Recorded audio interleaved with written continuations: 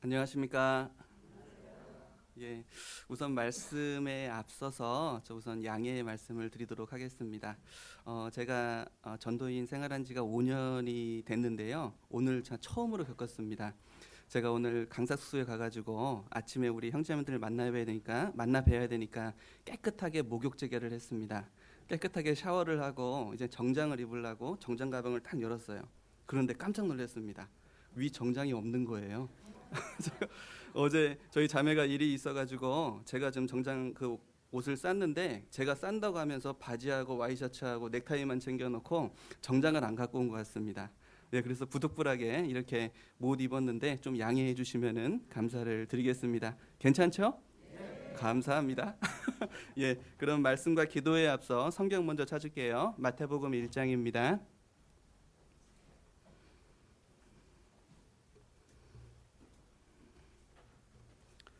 마태복음 1장 23절입니다.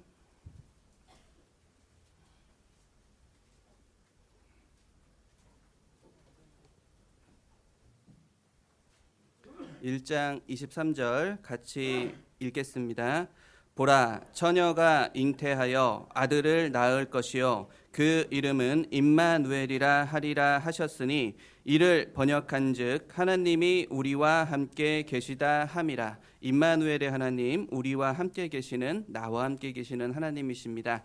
여기 우리 남대전교회 여기에 한자리에 모여 있는 우리 형제 자매님들은 나를 위해 죽어주신 예수님, 나를 위해서 십자가에서 피를 흘려 죽어주신, 나의 죄를 용서해 주신 그 예수님의 사랑을 알고 나를 향한 하나님의 사랑을 깨달은 구원받은 그리스도인일 거라 생각을 합니다. 저도 마찬가지입니다. 그런데 제가 구원을 받고 신앙생활을 하면서 하나 좀 깨달은 게 있습니다. 저는 개인적으로 임마누엘의 하나님, 나와 함께 계시는 하나님, 이 말씀이 우리가 신앙생활을 하는데 가장 중요한 말씀 중에 하나라고 생각을 하거든요.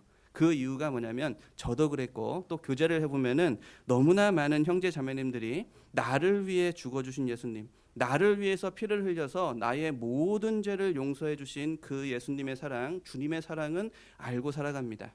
그런데 여기 말씀처럼 임마누엘의 하나님, 내가 너와 우리와 함께 하겠다는, 지금 이 순간에도 나와 함께 동행하시는 임마누엘의 하나님을 모르고 살 때가 너무나 많지 않나라는 그런 생각을 합니다. 우리는 분명히 알아야 됩니다. 하나님께서 우리에게 주시고자 하는 사랑은 단지 나를 위해서 십자가에 죽어주시고 나를 천국으로 보내는 하나님의 자녀로서 그 사랑이 끝나는 것이 아니고 만족하는 것이 아닙니다. 하나님은 나를 구원하시고 저 세상, 저 천국에서 영광받기에 합당한 하나님의 사람으로 나를 만들어가기 원하십니다. 하나님이 주시고자 하는 진정한 사랑은 바로 저 천국의 영광이라고 할 수가 있는 거거든요. 그런데 이 말씀을 보면 알 수 있는 게 뭐냐면 하나님은 분명히 알았던 것 같아요. 우리가 예수님의 사랑을 알고 구원을 받았지만 구원받은 그리스도인으로서 이 세상을 살아간다는 것이 얼마나 힘들고 얼마나 아프고 얼마나 어렵다는 것을, 그리고 고난 중에 아픔 중에 있다는 것을 분명히 알았던 것 같습니다. 그렇기 때문에 나를 위해 죽어주신 그 십자가의 사랑 그대로 지금 이 순간에도 임마누엘의 하나님으로 나와 함께 동행하시면서 나를 위로하고 나를 지켜주고 나의 힘이 되어주시겠다라고 말씀을 하시는 거거든요. 그런데 너무나 많은 그리스도인들이, 저도 그랬고요, 이 세상을 살아가면서 하나님이 허락하신 이 신앙생활이라는 그 길을 걸어가면서 하나님이 보시기에 합당한, 영광받기에 합당한 사람이 되어야 되는데 함께 계신 하나님을 알지 못하고 그리고 함께 계신 하나님으로 힘을 얻지 못해서 이 세상을 살아가며 고난과 어려움이 있으면은 하나님께 원망 아닌 원망을 하는 그런 모습으로 살아갈 때도 너무나 많이 있지 않나. 함께 계신 하나님으로 힘을 주기 원하시는 그 하나님께 힘을 얻지 못하고 살아가는 그런 모습이 있지 않나라는 그런 생각을 했습니다. 저는 정말 간절히 소망을 합니다. 저도 마찬가지고요. 여기 남대전교회에 정말 예수님의 피로 구원받은 우리 형제 자매님들이 여기 말씀처럼 임마누엘의 하나님, 나와 함께 계신 하나님과 함께 동행을 하는 삶을 살아가며 천국에서 영광받기에 합당한 사람, 그리고 내가 힘들고 어려울 때 주저앉아 있는 그런 모습이 아니라 그 가운데서 나를 위로하시고 나에게 힘을 주시는 그 하나님과 함께 동행하는 귀한 삶을 살아가는 우리가 되기를 정말 소망을 합니다. 설교가 끝난 것 같죠? 이제 시작이에요. 예, 기도하겠습니다. 은혜와 사랑이 많으신 거룩하신 하나님 아버지 감사드립니다. 지옥 갈 수밖에 없는 저희를 먼저 사랑하셔서 십자가의 그 귀한 보혈로 구원하시고 이렇게 주님의 몸된 교회 안에서 말씀과 사랑으로 인도하심에 감사를 드립니다. 오늘 이렇게 주님의 피로 구원받은 너무나 귀한 남대전교회 형제 자매님들 한자리에 모였습니다. 짧은 한 시간이지만 하나님이 주시는 그 말씀으로 위로를 얻고 또 하나님을 좀 더 바라볼 수 있는 임마누엘 하나님을 느낄 수 있는 귀한 시간이 될 수 있기를 원하고 소원합니다. 여기 고개 숙여 기도하는 한 사람 한 사람 주님이 그 형편을 아시고 그 삶을 아십니다. 합당한 말씀과 사랑으로 더욱 위로하여 주시고 더욱 보듬어 주시고 또 함께 계신 하나님을 더욱더 느낄 수 있는 귀한 시간으로 역사해 주시길 원하고 소원합니다. 살아계신 하나님의 뜻만이 나타나는 귀한 시간 되기 원합니다. 우리를 사랑하시는 예수님의 이름으로 감사하며 기도드렸습니다. 아멘. 예, 성경 창세기입니다. 창세기 12장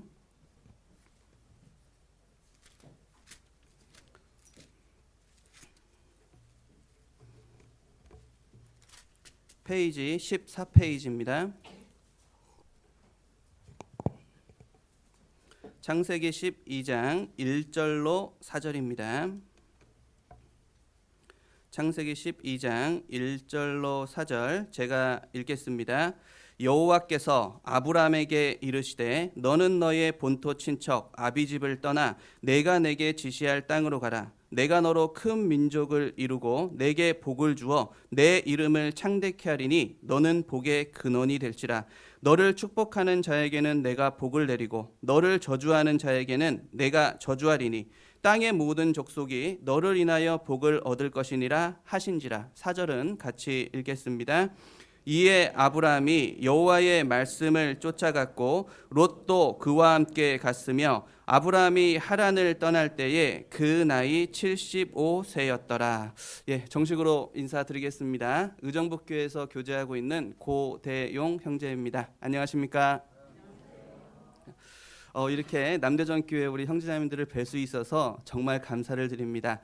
제가 남대전교회를 처음 온 게 아니에요. 2012년도 그 대전 동북교회로 자립하고 입당식을 할 때 여기 와서 함께 기도하고 헌금도 했습니다. 같이 기도하고 같이 교제했던 기억이 납니다. 제가 그 대학을 벌써 20년 전 얘기인데요. 그 대학을 대전에서 나왔습니다.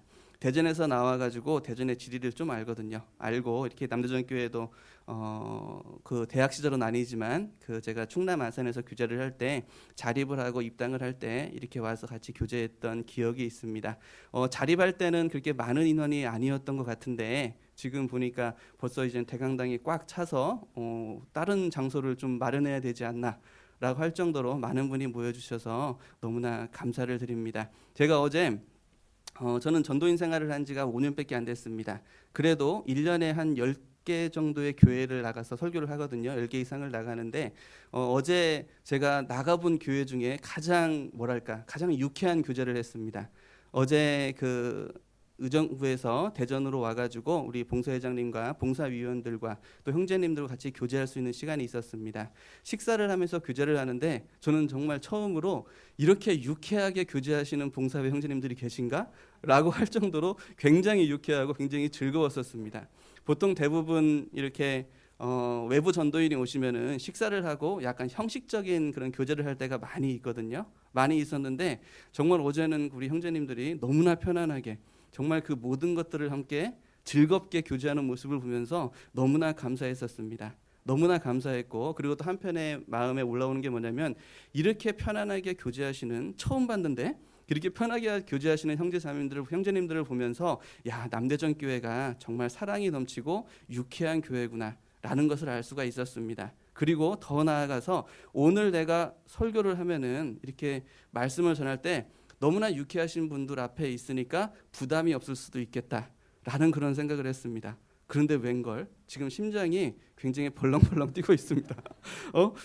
심장이 평소 때보다도 더 많은 뜀이 있는 것 같아요.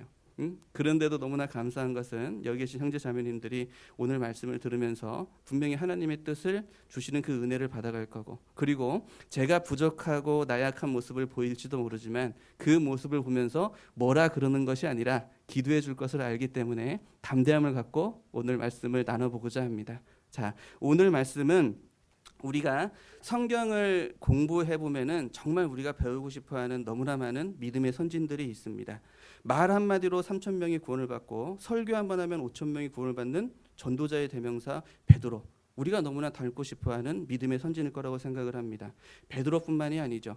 베드로가 복음을 전하는 일을 감당을 했다면 복음이 전해지는 그 자리에 따라다니면서 교회를 세우고 하나님의 사랑이 뭔지, 교회의 사랑이 무엇인지를 이야기했던 사랑의 사도라는 사도 요한. 사도 요한도 우리가 너무나 배우고 싶어하는 믿음의 선진일 거라고 생각을 합니다. 그뿐만이 아닙니다. 성경을 공부해 보면 내가 그리스도를 본받는 자 된 것 같이 너희는 나를 본받는 자가 되라 라고 말씀을 하시며 자신의 삶을 통해서 예수 그리스도의 삶을 그대로 재현한 사도 바울. 정말 우리가 너무나 배우고 싶고 닮고 싶어하는 믿음의 선진일 거라 생각을 합니다. 사도 바울뿐만이 아니라 다윗, 요셉 등등 우리에게 신앙이란 게 무엇인지, 하나님을 섬기는 게 무엇인지, 믿음의 길이 무엇인지를 보여주는 믿음의 선진들이 너무나 많이 있습니다. 그리고 오늘 읽었던 창세기 12장에는 아브라함, 믿음의 선진이라는 믿음의 선진 중에서도 믿음의 아버지라고 하는 아브라함, 그 아브라함을 그 하나님께서 가나안 땅으로 가라고 부르시는 말씀이 기록이 되어 있습니다. 그런데 제가 오늘 믿음의 선진이라고는 좀 거리가 먼 정도가 아니죠. 실패한 그리스도인의 대표라고 하는 아브라함의 조카 롯에 대해서 묵상한 내용을 함께 교제를 나누고자 합니다. 우리가 잘 아는 대로 아브라함의 조카 롯은 믿음의 선진이라고 할 수가 없습니다. 실패한 그리스도인의 대표라고 할 수가 있어요. 고린도전서 3장 15절에 있는 말씀처럼 불 가운데서 구원을 얻은 것 같으리라. 구원은 받았지만 이 세상을 살아가면서 그리스도인의 향이 나타나지 않습니다. 교회에 나오면 그리스도인처럼 향하지만은 그리스도인처럼 생활을 하고 하나님을 믿는다는 사람처럼 생활을 하지만은 세상에 나가서는 그리스도인으로서의 향이 나타나지 않고 오히려 복음을 전하는 것이 아니라 복음을 가리는 그런 실패한 그리스도인의 대표가 오늘 함께 짧은 시간이지만 교제하고자 싶은 아브라함의 조카 롯의 모습이 아닐까라는 생각을 합니다. 아마 실패한 그리스도인이라는 그런 이미지가 분명히 있을 거라고 생각을 해요. 근데 저는 개인적으로 아브라함의 조카 롯에 대해서 묵상을 하고 공부를 하고 정리를 하면서 하나 깨달은 게 있습니다. 아브라함의 조카 롯은 저하고는 비교도 안 되는 믿음을 가졌던 사람이었고 의리의 사나이였다는 얘기예요. 자, 여기 말씀해 보시면은 하나님께서 자신의 고향에 살고 있었던 아브라함을 부릅니다. 아브라함을 불러서 가나안 땅, 하나님이 약속한 땅으로 가라고 하는 말씀이 나오거든요. 이 말씀을 듣고 나온 분이 바로 아브라함입니다. 근데 우리가 알아야 될 게 있어요. 이게 얼마나 대단한 말씀이냐면 이 아브라함이 살던 이 시대를 족장 시대라고 이야기합니다. 그 이야기가 뭐냐? 지금처럼 국가가 제대로 형성된 시기가 아니에요. 무슨 얘기냐? 인권이 없다는 얘기죠. 혈연 중심으로, 가족 중심으로 사람들이 모여서 살다가 농사를 짓습니다. 먹을 게 없습니다. 그러면 옆 동네를 쳐들어가는 거예요. 옆 동네를 쳐들어가서 그들을 죽이고 그들의 것을 빼앗고 그들을 노예로 삼아도 문제가 되지 않던 시대가 바로 이 시대입니다. 그렇기 때문에 여기 창세기 읽어보면은 그 롯이 소돔성에 있을 때 전쟁에 휘말리는 모습이 나오잖아요. 전쟁에 휘말려가지고 가진 거 모든 거 다 뺏기고 그 노예로 끌려갈 때 아브라함이 가서 구해주는 모습이 나옵니다. 그것처럼 인권이 없던 시대거든요. 그런데 가나안 땅이 어딘지도 모르는데 하나님의 말씀을 듣고서 그 말씀 하나 의지하고서 자신의 고향을 나온다는 것은 목숨을 내놓는 모습입니다. 내가 하나님의 말씀에 의지하니까 죽을 수도 있다 라고 하면서 목숨을 내놓고 나가는 모습이거든요. 우리가 아브라함을 믿음의 아버지라고 부르는 이유 중에 하나가 뭐냐면 하나님의 말씀을 따라서 목숨을 걸고 자신의 고향에 나온 모습이 있기 때문입니다. 그런데 자 보셔요. 아까 읽었던 12장 4절의 말씀을 보면은 아브라함이 나올 때에 롯이 따라 나왔다 그랬습니다. 하나님께서 롯에게 야 롯, 네 삼촌 아브라함이 나올 때에 너도 따라 나와라고 말한 게 아닙니다. 아브라함의 조카 롯은 아브라함에 대한 믿음과 자기 삼촌에 대한 의리 하나만 갖고서 삼촌 아브라함이 나가는 모습을 봤을 때 따라 나간 거예요. 자, 이것은 정말 엄청난 믿음이고 엄청난 아브라함에 대한 신의가 있었다는 걸 알 수가 있는 거예요. 아브라함은 하나님의 음성이라도 들었습니다. 그런데 조카 롯은 하나님의 음성을 들은 것도 아니거든요. 저하고는 비교도 안 되는 믿음이 있었던 사람이고 저하고는 비교도 안 되는 아브라함 삼촌에 대한 의리가 있었던 사람이 바로 아브라함의 조카 롯이었습니다. 그리고 아브라함의 조카 롯은 분명히 알았을 거예요. 하나님의 말씀에 순종하고 나왔을 때, 가나안 땅을 향해 나아갔을 때, 고난을 자처하고 말씀에 순종하는 모습으로 나갔을 때 아브라함을 축복하는 하나님의 그 모습, 아브라함과 함께 동행하는 그 하나님을 분명히 봤습니다. 자, 제가 어떻게 보이는지 모르겠습니다. 근데 저는 제가 너무나 감사한 것은 초등학교 때 하나님의 말씀을 듣고 구원을 받았어요. 제가 굉장히 어려 보이지 않으셔요? 아니어도 어쩔 수 없는데. 자, 제가 벌써 근데 고등학교 2학년짜리 아들이 있습니다. 그러니까 좀 어려 보이죠? 감사합니다. 저는 너무나 감사하게 초등학교 때 구원을 받았어요. 초등학교 때 구원을 받고 지금까지 교회 안에서 성장을 할 수가 있었습니다. 제가 교회학교에서 성장을 할 때 그 초등학교 때 교회학교 선생님이 저에게 가르쳐줬던 게 지금도 기억이 나요. 어떤 걸 보여주셨냐면은 한 그림을 갖고 오셨습니다. 한 그림을 갖고 왔는데 그 그림이 뭐였냐? 한 할아버지가 수염도 길었던 것 같아요. 수염이 긴 할아버지가 지팡이를 짚고 있고 양 두세 마리 그려져 있는 그 그림을 보여주셨어요. 그 그림을 보여주면서 아브라함이다 라고 하면서 아브라함에 대해서 설명해 준 기억이 납니다. 근데 제가 커가지고 하나님의 말씀을 쭉 공부해 보니까 아브라함은 그런 동네 할아버지가 아니에요. 아브라함은 자신만을 위해서 318명의 특별한 군대를 데리고 있었고, 또 셀 수 없는 수많은 종과 수많은 짐승과 양을 갖고 있었던 거부 중에 거부, 하나님의 말씀에 순종함으로써 한 국가와 전쟁을 해서 승리할 정도로 강력한 족장이 되던 사람이 아브라함입니다. 아브라함이 자신의 고향에서 나올 때는 많은 것을 갖고 나오지 못했을 거예요. 하지만 하나님의 말씀에 순종하고 그 가나안에 가라는 그 말씀에 순종하고 나왔을 때 물론 고난도 있었습니다. 어려움도 있었습니다. 하지만 하나님의 말씀에 순종했을 때 축복으로 그런 강력한 족장이 될 수가 있었거든요. 아브라함의 조카 롯은 분명히 그것을 보고 있었습니다. 하나님과 함께 동행을 했을 때, 하나님의 말씀에 순종했을 때 축복을 주는 하나님, 그 아브라함과 함께 동행하는 하나님을 분명히 보고 알고 있었습니다. 그뿐만이 아니죠. 아브라함의 조카 롯도 하나님이 동행하는 아브라함과 함께 동행한다는 이유 하나만으로, 아브라함과 함께 동행한다는 이유 하나만으로 자신도 엄청난 축복을 받았거든요. 어느 정도 축복을 받았냐? 자신의 양들이 너무나 많아져가지고 목축지 문제로 아브라함의 종과 자신의 종들이 싸울 정도로, 자신의 양을 다 못 먹일 정도로 너무나 많은 축복을 받은 사람이 아브라함의 조카 롯이었습니다. 조카 롯은 분명히 알고 있었어요. 내가 아브라함과 함께 있을 때, 하나님과 함께 있을 때 축복을 받을 수 있다. 분명히 알고 있었습니다. 그런데 우리가 잘 아는 대로 아브라함의 조카 롯은 아브라함과 같이 동행하는 것이 아니라 목축지 문제로 싸움을 하자 아브라함과 동행하는 모습이 아닌 세상을 바라보게 됩니다. 세상을 바라보게 되고 소돔성을 바라보고 소돔성에 들어가는 모습이 나오게 되거든요. 근데 우리는 잘 알고 있습니다. 조카 롯이 아브라함을 떠나서 소돔성에 들어가는 모습은 단지 삼촌 아브라함을 떠나는 모습이 아니에요. 아브라함과 함께 동행하셨던 하나님을 떠나는 모습이라고 할 수가 있습니다. 성경 디모데후서입니다. 디모데후서 4장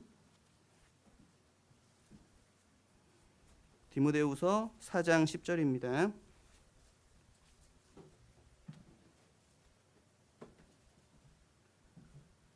디모데후서 4장 10절 같이 읽겠습니다. 대만은 이 세상을 사랑하여 나를 버리고 데살로니가로 갔고, 그레스게는 갈라디아로, 디도는 달마디아로 갔고, 대만은 이 세상을 사랑하여 나를 버리고 데살로니가로 갔고. 자, 이 말씀도 우리가 잘 알고 있습니다. 여기 대마가 누굽니까? 여기 대만은 사도 바울과 함께 복음을 전했던 복음의 동역자였어요. 하지만 사도 바울을 떠나서 데살로니가로 갔다 그랬습니다. 세상을 사랑하여 데살로니가로 갔다 그랬습니다. 이 모습도 단지 사도 바울 자신의 동역자를 떠나는 모습이 아니죠. 사도 바울을 통해서 역사하셨던 하나님, 그 하나님을 떠나는 모습이라는 것을 우리는 잘 알고 있습니다. 아브라함의 조카 롯이 소돔성을 바라보고 아브라함을 떠나 소돔성에 들어가는 그 모습은 아브라함과 함께 동행했던 하나님을 떠나 세상에 들어가는 모습이라고 할 수가 있는 거예요. 자, 보셔요. 아브라함의 조카 롯이 아브라함을 떠났습니다. 하나님을 떠났습니다. 소돔성에 들어갔습니다. 자신의 눈에 원하는 대로 세상 것을 향해 들어갔어요. 세상 것을 향해 소돔성에 들어갔을 때 아브라함이 행복했을까요? 불행했을까요? 행복했을까요? 불행했을까요? 대답 좀 해주세요. 대전도 충청도인가요? 자, 아브라함은 너무나 불행했습니다. 자신이 가졌던 너무나 귀한 것을 잃어버렸거든요. 그런데 창세기 19장에 보면은 재미있는 말씀이 써 있어요. 무슨 얘기냐면 롯이 소돔 성문 앞에 앉아 있더라 라는 말씀이 기록이 되어 있습니다. 그게 무엇을 얘기하는 거냐면 아브라함의 조카 롯이 하나님을 떠나서 소돔성에 들어갔을 때 망했냐? 아니란 얘기예요. 그 시대의 성문 앞이라는 것은 시장이 이루어지는 경제의 중심입니다. 그리고 재판이 이루어지는 심판, 정치의 중심이에요. 근데 그 소돔 성문 앞에 롯이 앉아 있다는 얘기는 뭐냐면 롯은 하나님을 떠나서 아브라함을 떠나서 소돔성에 들어갔을 때 망한 게 아닙니다. 자신이 가졌던 양들이 아마 더 많아졌을지도 몰라요. 경제의 중심인 시장의 중심에 앉아 있습니다. 그리고 재판을 하고 있는 정치의 중심에 앉아 있어요. 그 얘기는 뭐냐면 소돔성에서 소돔 사람들이 무시하지 못하는 유력자의 삶을 살았다는 것을 이야기하고 있는 거예요. 우리에게 주는 교훈이 굉장히 크죠. 그리스도인이 하나님을 떠나서 세상에 들어가잖아요. 정말 신기한 게 뭐냐면 하나님을 떠나 세상을 바라보고 세상에 들어가면은 마귀가 순간순간 그때그때 던져주는 쾌락과 즐거움이 있습니다. 아브라함의 조카 롯이 하나님을 떠나 소돔성에 들어가서 성문 앞에 앉았다는 얘기는 뭐냐면 마귀가 잠깐 던져주는 쾌락과 즐거움을 누렸다는 얘기예요. 더 많은 양을 가졌을지도 모르고 더 많은 종들을 가졌을지 모르고 더 많은 권력을 가진 유력자의 삶을 살았을지도 모릅니다. 그런데 중요한 것은 조카 롯은 하나님이 우리 그리스도인에게 주시는 가장 중요한 평안을 잃어버립니다. 성경 베드로 후서입니다. 베드로 후서 2장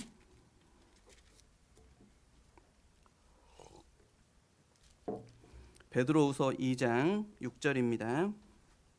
6절로 8절 385페이지 베드로후서 2장 6절로 8절 제가 읽겠습니다. 소돔과 고모라 성을 멸망하기로 정하여 죄가 되게 하사 후세에 경건치 아니할 자들에게 본을 삼으셨으며 무법한 자의 음란한 행실을 인하여 고통하는 의로운 롯을 건지셨으니 8절 같이 읽겠습니다. 이 의인이 저희 중에 거하여 날마다 저 불법한 행실을 보고 들으므로 그 의로운 심령이 상하니라. 그 의로운 심령이 상하니라.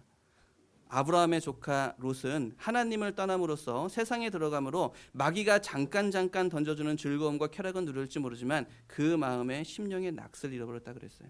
그리스도인이 가져야 될 가장 중요한 평안을 잃어버렸다고 이야기하고 있는 겁니다. 자 보셔요. 예수님이 이 세상에 오신 이유가 뭡니까? 예수님이 세상에 오셔서 하신 말씀이 있어요. 수고하고 무거운 짐진 자들아 다 내게로 오라. 내가 너희를 쉬게 하리라. 예수님이 세상에 오신 이유는 뭐냐면 우리에게 진정한 쉼이 뭔지, 진정한 평안이 뭔지, 진정한 즐거움이 뭔지를 가르쳐 주기에 오신 분입니다. 그래서 예수님이 십자가에 죽으시고 3일 만에 부활하셔서 제자들을 만났을 때 첫 마디가 뭐였냐면 너희에게 평강이 있을지어다. 너희에게 평안이 있을지어다 라고 말씀하신 거예요. 우리 구원받은 그리스도인이 말씀 안에 교회 안에 온전하게 살아가면은 하나님이 주시는 평안과 심령의 낙을 누릴 수가 있는 겁니다. 근데 아마 경험이 있을 거라고 생각을 해요. 저도 경험이 있거든요. 내가 말씀에 순종하지 못하고 분명히 교회 안에 하나님이 함께 동행한다는 걸 알고 있음에도 불구하고 교회를 떠났을 때 하나님이 가장 먼저 주시는 징계가 뭐냐면 내 마음의 심령의 낙, 평안을 잃어버리는 거예요. 내가 무엇을 하더라도 항상 불안합니다. 내가 이렇게 살아도 되나? 혹시 징계받는 거 아니야? 내가 이런 모습으로 살아가는 게 맞는 건가? 마귀가 잠깐 던져주는 쾌락을 누릴 수 있을지 모르지만 정말 하나님이 주시고자 하는 심령의 낙, 그 마음의 평안을 잃어버리게 되는 겁니다. 아브라함의 조카 롯이 그런 모습으로 살아가고 있었던 거예요. 성경 베드로후서 찾았으니까 3장 14절입니다. 베드로후서 3장 14절 같이 읽겠습니다. 그러므로 사랑하는 자들아 너희가 이것을 바라보나니 주 앞에서 점도 없고 흠도 없이 평강 가운데서 나타나기를 힘쓰라. 평강 가운데서 나타나기를 힘쓰라. 하나님이 우리에게 말씀하시는 거예요. 말씀을 떠났을 때, 교회를 떠났을 때, 하나님과 함께 동행하지 못하는 삶을 살았을 때 마귀가 잠깐 던져주는 쾌락은 누렸을지 모르지만 진정에 너무나 중요한 심령의 낙, 평강을 잃어버린다. 하나님께서 말씀하시는 겁니다. 그리고 롯에 대해서 묵상하면서 하나 깨달은 게 있어요. 분명히 롯은 그 소돔성에 살면서 자신이 많은 것을 얻었을지 모르지만 심령의 낙을 잃었다는 것을 분명히 알고 있었습니다. 그리고 더 나아가서 내가 아브라함과 함께 동행했을 때에, 하나님과 함께 동행했을 때에 진정한 심령의 낙을 누리고 인생의 즐거움을 찾고 평강이 있었다는 것을 분명히 알고 있었어요.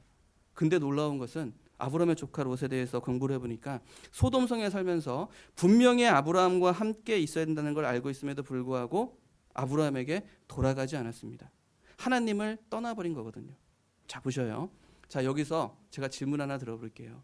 자, 아브라함의 조카 롯은 하나님이 싫다고 세상을 바라보고 세상을 향해서 하나님을 떠나버렸습니다. 아브라함의 조카 롯이 하나님을 떠났다고 해서 하나님도 조카 롯을 버렸을까요? 버렸을까요? 아니요. 절대 버리지 않았습니다. 소돔성에 살고 있었던 아브라함의 조카 롯을 하나님은 다시 부르기 위해서 너무나 많은 사랑의 손짓을 했어요. 너무나 많은 메시지를 줬습니다. 소돔성에 전쟁이 일어났습니다. 전쟁에 휘말렸습니다. 조카 롯이 자신이 가졌던 모든 것을 다 잃어버렸어요. 다 잃어버리고 노예로 붙잡혀가지고 끌려가고 있습니다. 그때 누가 와서 구해줬어요? 아브라함이 와서 구해줬어요. 아브라함이 자신의 군대, 자신의 318명의 군대를 이끌고 와서 조카 롯을 구해줬습니다. 제가 그 말씀을 읽고 묵상을 하면서 너무나 가슴이 아팠어요. 자, 상식적으로 한번 생각을 해보세요. 노예로 끌려가고 있는 나를 아브라함이 와가지고 구해줬습니다. 그럼 아브라함을 따라가야 되는 게 상식적인 거 아니에요? 자신 걸 다 잃었는데. 근데 성경을 공부해 보면은 아브라함의 조카 롯은 아니에요. 자신을 구해준 아브라함을 따라가는 것이 아니라 그 와중에서도 다시 소돔성으로 들어갑니다. 하나님이 소돔성에서 구하기 위해서 아브라함을 보냈음에도 불구하고 하나님을 따라가는 것이 아니라 다시 세상을 선택해서 세상으로 들어가는 모습인 거예요. 그리고 더 나아가서 하나님의 말씀대로 이젠 소돔성이 멸망을 합니다. 소돔성이 멸망을 해서 아브라함의 조카 롯이 나왔어요. 천사들이 가서 강제로 구해냈습니다. 구해낼 때 자신의 아내는 뒤를 돌아보고 소금기둥이 됐어요. 자신의 두 딸만 데리고 겨우 나왔습니다. 그럼 여기서도 우리가 상식적으로 알아야 될 게 있죠. 자신이 가졌던 모든 것이 무너졌습니다. 자신의 아내마저 소금기둥이 됐습니다. 자신의 두 딸과 자기만 남았어요. 소돔성에서 나왔습니다. 그럼 아브라함한테 돌아가야 되는 거 아니에요? 근데 조카 롯은 창세기 19장에 보면은 그 와중에서도 아브라함에게 돌아간 것이 아니라 산으로 올라갔다 그랬어요. 소돔성이 멸망하고 아내가 죽는 그런 징계까지 받았음에도 불구하고 하나님께 돌아가는 것이 아니라 산으로 올라갔습니다. 산으로 올라가서 두 딸이 자신에게 술을 먹이고 자신을 통해서 아이들을 낳는 말도 안 되는 실패한 그리스도인의 대표가 된 거예요. 아브라함의 조카 롯은 하나님의 손길을, 하나님의 사랑을 끝까지 저버리는 모습입니다. 그리고 제가 오늘 그 아브라함 조카 롯에 대해서 말씀드리는 가장 큰 이유 중에 하나가 소돔성이 멸망할 때 아브라함의 조카 롯이 그 소돔성에서 나와오는 모습을 보면은 너무나 가슴이 아픕니다. 그리고 너무나 감사해요. 창세기 19장입니다. 창세기 19장 15절입니다.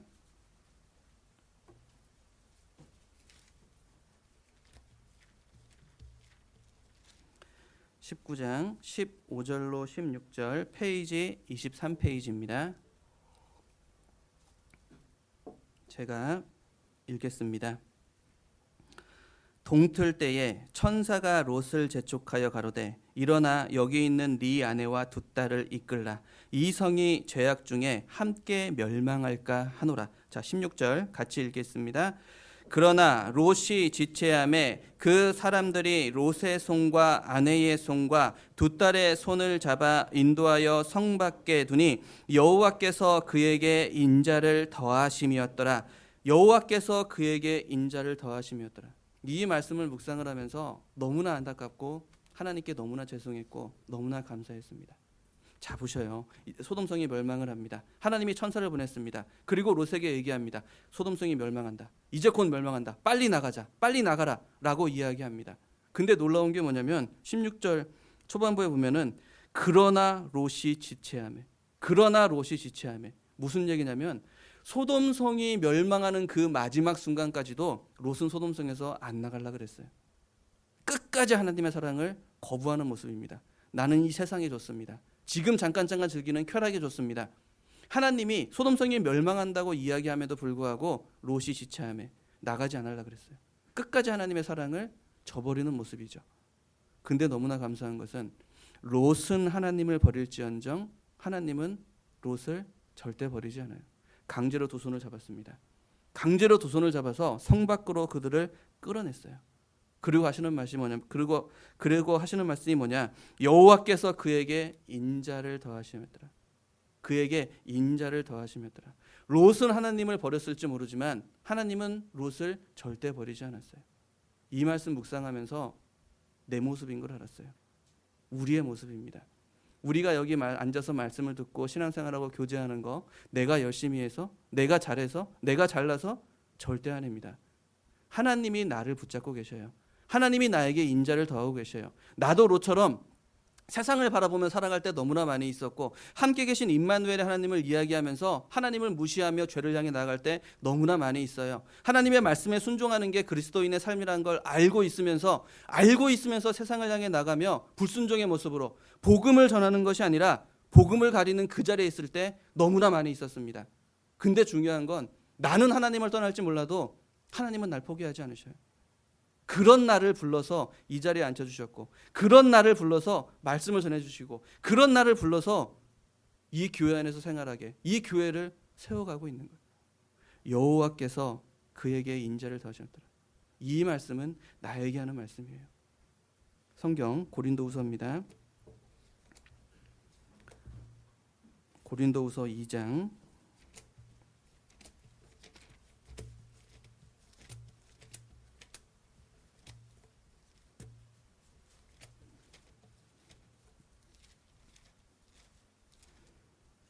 2장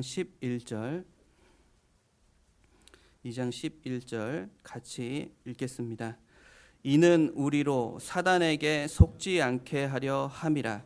우리가 그 괴계를 알지 못하는 바가 아니로라. 제가 고린도후서를 읽을 때마다 이 말씀이 정말 비수같이 꽂힙니다. 자, 여기 보셔요. 이는 우리로 사단에게 속지 않게 하려 함이라. 우리가 그 괴계를 알지 못하는 바가 아니로라. 우리가 그 괴계를 알지 못하는 바가 아니로라. 하나님의 말씀에 불순종하는 거 죄라는 거 우리 알고 있습니다. 하나님이 아니라 소돔성을 바라본 롯처럼 세상을 바라보고 세상으로 나가는 거 죄라는 거 우리 알고 있습니다. 나를 쓰러뜨리기 위해서 사단 마귀가 나에게 괴계를 부린다는 거 우리 알고 있어요. 근데 너무나 안타까운 게 뭐냐면 여기 말씀처럼 우리가 그 괴계를 알지 못하는 바가 아니로라. 알면서 그 길을 걸어가요. 이 길이 하나님이 원하는 길이 아니라는 거 알고 있으면서 롯과 같이 이 길이 하나님을 떠나는 그 길이라는 걸 알고 있으면서도 세상을 향해 나아가고 죄를 짓는 그 모습으로 나아가고 함께 계신 임마누엘 하나님 말씀을 배우고 있으면서 이 말씀에 순종하지 않는 것이 잘못된다는 것을 알고 있음에도 불구하고 그 길을 걸어갈 때가 너무나 많이 있어요. 우리가 그 괴계를 알지 못함이 아니로라. 알지 못하는 바가 아니로라. 알고 있으면서 하나님을 떠날 때 너무나 많이 있습니다. 근데 너무나 감사한 건 그럼에도 불구하고 하나님은 나를 포기하지 않는다는 얘기예요. 그럼에도 불구하고 하나님은 나를 붙잡고 계시고 다시 이 자리에 앉혀주셨고 다시 말씀을 통해서 그 누룩 버리자. 다시 한번 살아보자. 다시 한번 가보자. 지금도 나에게 사랑의 손길을 내놓고 있는 거예요. 그리고 우리의 삶을 돌아보잖아요. 너무나 안타까운 게 뭔지 아세요? 부분적인 삶을 살아가고 부분적인 순종을 하면서 만족하는 그런 모습이 있을 때가 너무나 많지 않아요. 분명히 하나님의 말씀이 이렇다는 거 알고 있으면서도 나는 여기까지만, 나는 이 정도까지만 신앙의 한계를 정해놓고 신앙생활을 할 때 너무나 많지 않아요? 하나님은 부분적인 사랑을 준 것이 아니라 창조주 그분이 이 세상에 오셔가지고 피를 흘려 나에게 온전한 사랑, 모든 것을 다 주셨는데 모든 온전한 사랑을 받은 내가 부분적인 순종을 하며 부분적인 세상과 양다리를 거치고 살아가는 그런 모습 너무나 많지 않으셔요? 열왕기하 5장입니다.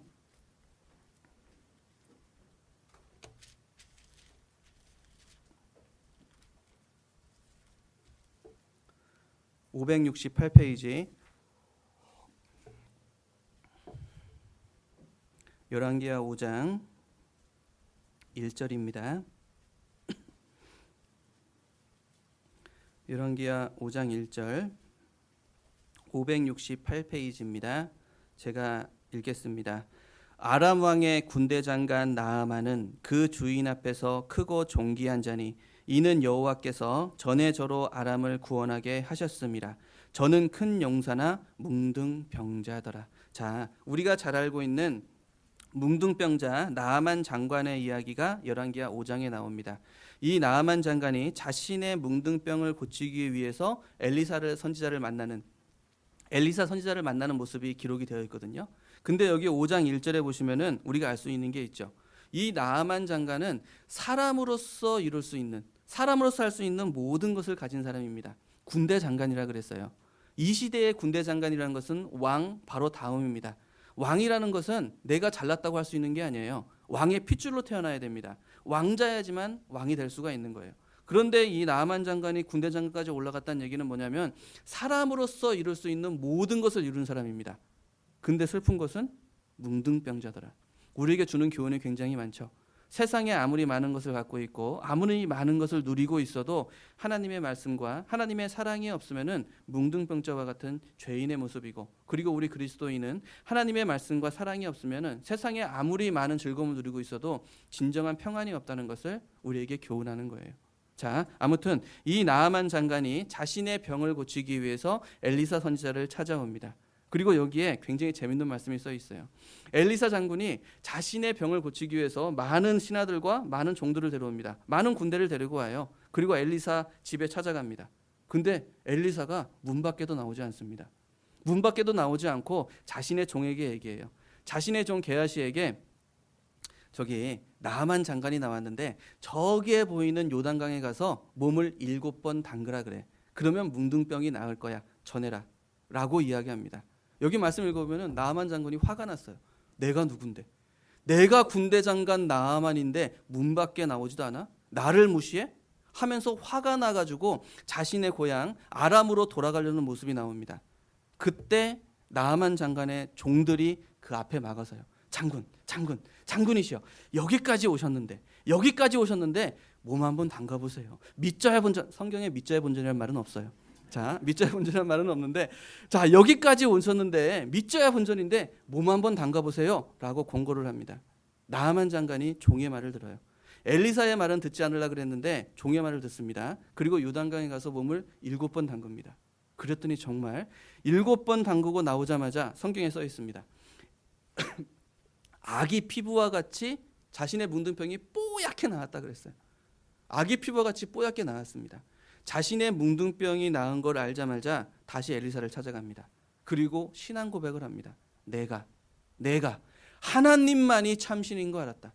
나의 뭉둥병을 낫게 해준 하나님만이 참신인 거 알았다. 내가 아람에 돌아가서도 하나님께만 제사를 드리겠다. 노새 2바리의 실을 흙을 달라. 내가 아람에 돌아가서도 하나님께만 제사를 드리겠다. 신앙 고백을 합니다. 자, 여기 17절입니다. 17절, 5장 17절 제가 읽겠습니다. 나아만이 가로되 그러면 청컨대 노새 2바리의 실을 흙을 당신의 종에게 주소서. 여기 참 재밌는 말이 나오죠. 아까는 엘리사를 무지하게 싫어했는데 여기서는 당신의 종이라고 얘기합니다. 당신의 종에게 주소서. 이제부터는 종이 번제든지 다른 제든지 다른 신에게는 드리지 아니하고 다만 여호와께 드리겠나이다. 신앙 고백을 하고 있는 거예요. 아까는 그렇게 무시했던 엘리사였는데 자신의 뭉둥병이 나은 걸 보고서 엘리사를 대할 때 당신의 종이라고, 내가 당신의 종이다. 완전히 낮아진 모습이 나오고, 그리고 하나님을 보면서 내가 다만 하나님께만 제사를 드리겠다. 하나님을 절대자, 자신의 구세주로 인정하는 모습입니다. 신앙 고백을 하고 있는 모습이에요. 우리의 모습입니다. 우리가 하나님의 말씀을 듣고 구원을 받았을 때 이 나아만 장관과 같은 고백을 했어요. 어쩌면 나는 하나님이 누군지도 몰랐고 예수님한테 관심도 없었을지 모릅니다. 그리고 더 나아가서 하나님을 믿는다고 교회 나가는 그 모습을 보면서 비난했을지도 몰라요. 얼마나 힘이 없으면 하나님을 믿고 있냐. 얼마나 어리석으면은 주일날 잠이나 자지 교회 나가고 있냐 하면서 무시하고 비난했을지 모릅니다. 근데 그런 내가 하나님의 말씀을 듣고 구원을 받았어요. 그런 내가 하나님의 말씀을 듣고 구원을 받자 하나님만이 참신이다. 예수님이 나를 위해 죽어주신 창조주, 나를 위해서 십자가에 피를 흘려주신 나의 구세주가 맞다. 우리가 이와 같은 신앙 고백을 했습니다. 하나님을 섬겨야지, 말씀에 순종해야지. 그런 신앙 고백을, 이 나아만 장관과 같은 신앙 고백을 우리가 했어요. 그런데 이 나아만 장관, 하나님께만 제사를 드리겠다고 신앙 고백을 한 나아만 장관, 여기 18절에 보면 기가 막힌 이야기를 합니다. 18절 같이 읽겠습니다. 오직 한 가지 일이 있사오니 여호와께서 당신의 종을 사유하시기를 원하나이다. 곧 내 주인께서 림몬의 당에 들어가 거기서 숭배하며 내 손을 의지하심에 내가 림몬의 당에서 몸을 굽히오니 내가 림몬의 당에서 몸을 굽힐 때에 여호와께서 이 일에 대하여 당신의 종을 사유하시기를 원하나이다. 사유하시기를 원하나이다. 기가 막힌 이야기를 합니다. 무슨 얘기냐면 하나님만이 참신인 건 알겠습니다. 하나님이 나의 뭉둥병을 낫게 해주신 참신인 거 알겠습니다. 그런데 내가 내 고향 아람에 돌아가면 내가 섬기고 있는 아람 왕이 림몬 당에 들어가서 림몬 우상에게 절을 합니다. 림몬 우상에게 제사를 합니다. 그런데 내가 군대 장관이기 때문에 그때 내가 왕을 부축하고 함께 림몬 우상에 절을 할 수밖에 없습니다. 내가 군대 장관이라 어쩔 수 없으니까 내가 림몬 우상에게 절을 해도 사유하시길, 이해해 주시길 바랍니다. 무슨 얘기냐면 하나님이 참신인 거 알겠는데, 나의 뭉둥병을 낫게 해준 참신인 거 알겠는데, 내가 군대 장관이기 때문에 내 고향 아람에 돌아가서 우상 숭배를 하더라도 이해해 주길 바란다. 사유해 주길 바란다. 내가 군대 장관이기 때문에 나는 어쩔 수 없다. 기가 막힌 이야기를 하고 있는 거예요. 자, 이 모습이 내 모습일 수 있습니다. 나를 위해 죽어준 예수님 입으로 얘기하고 있습니다. 하나님의 말씀 배우고 있습니다. 하나님이 창조주고 조물주고 나의 삶을 이끌어 가시는 하나님이라고 이야기하고 있습니다. 그런데 내가 신앙생활을 모습을 보면은 어쩌면 우리는 그럴지도 몰라요. 하나님, 제 형편 아시죠? 제 사정 아시죠? 저는 나이도 많고요. 저는 건강도 좋지 못하고요. 저는 돈도 없어요. 저 이 정도 신앙생활 하는 거면은 잘하는 겁니다. 하나님, 제 형편 아시죠? 제 형편 아시잖아요. 저는 수요 말씀도 나오는데요. 저는 봉사도 하는데요. 저는 가끔 헌금도 합니다. 이 정도면 저 최선을 다하고 있는 거예요. 다 하고 있는 거예요. 하나님, 제 형편 아시죠? 이 나아만 장관같이 자신의 삶에 맞춰서, 자신의 형편에 맞춰서 신앙생활을 하면서 하나님이 아실 거야. 하나님 내 마음 아실 거야. 말도 안 되는 핑계를 대면서 살아가는 모습 너무나 많지 않으셔요? 하나님은 창조주가 이 세상에 내려오셨습니다. 창조주가 나를 위해서 십자가에 죽으시면서 자신의 모든 것을 주셨어요. 온전한 사랑을 주셨습니다. 그 온전한 사랑을 받은 게 바로 나예요. 바로 우리입니다. 그런데 우리가 살아가는 모습을 보면은 너무나 부분적이고, 내가 믿고 싶은 거, 내가 하고 싶은 거, 하나님 아시죠?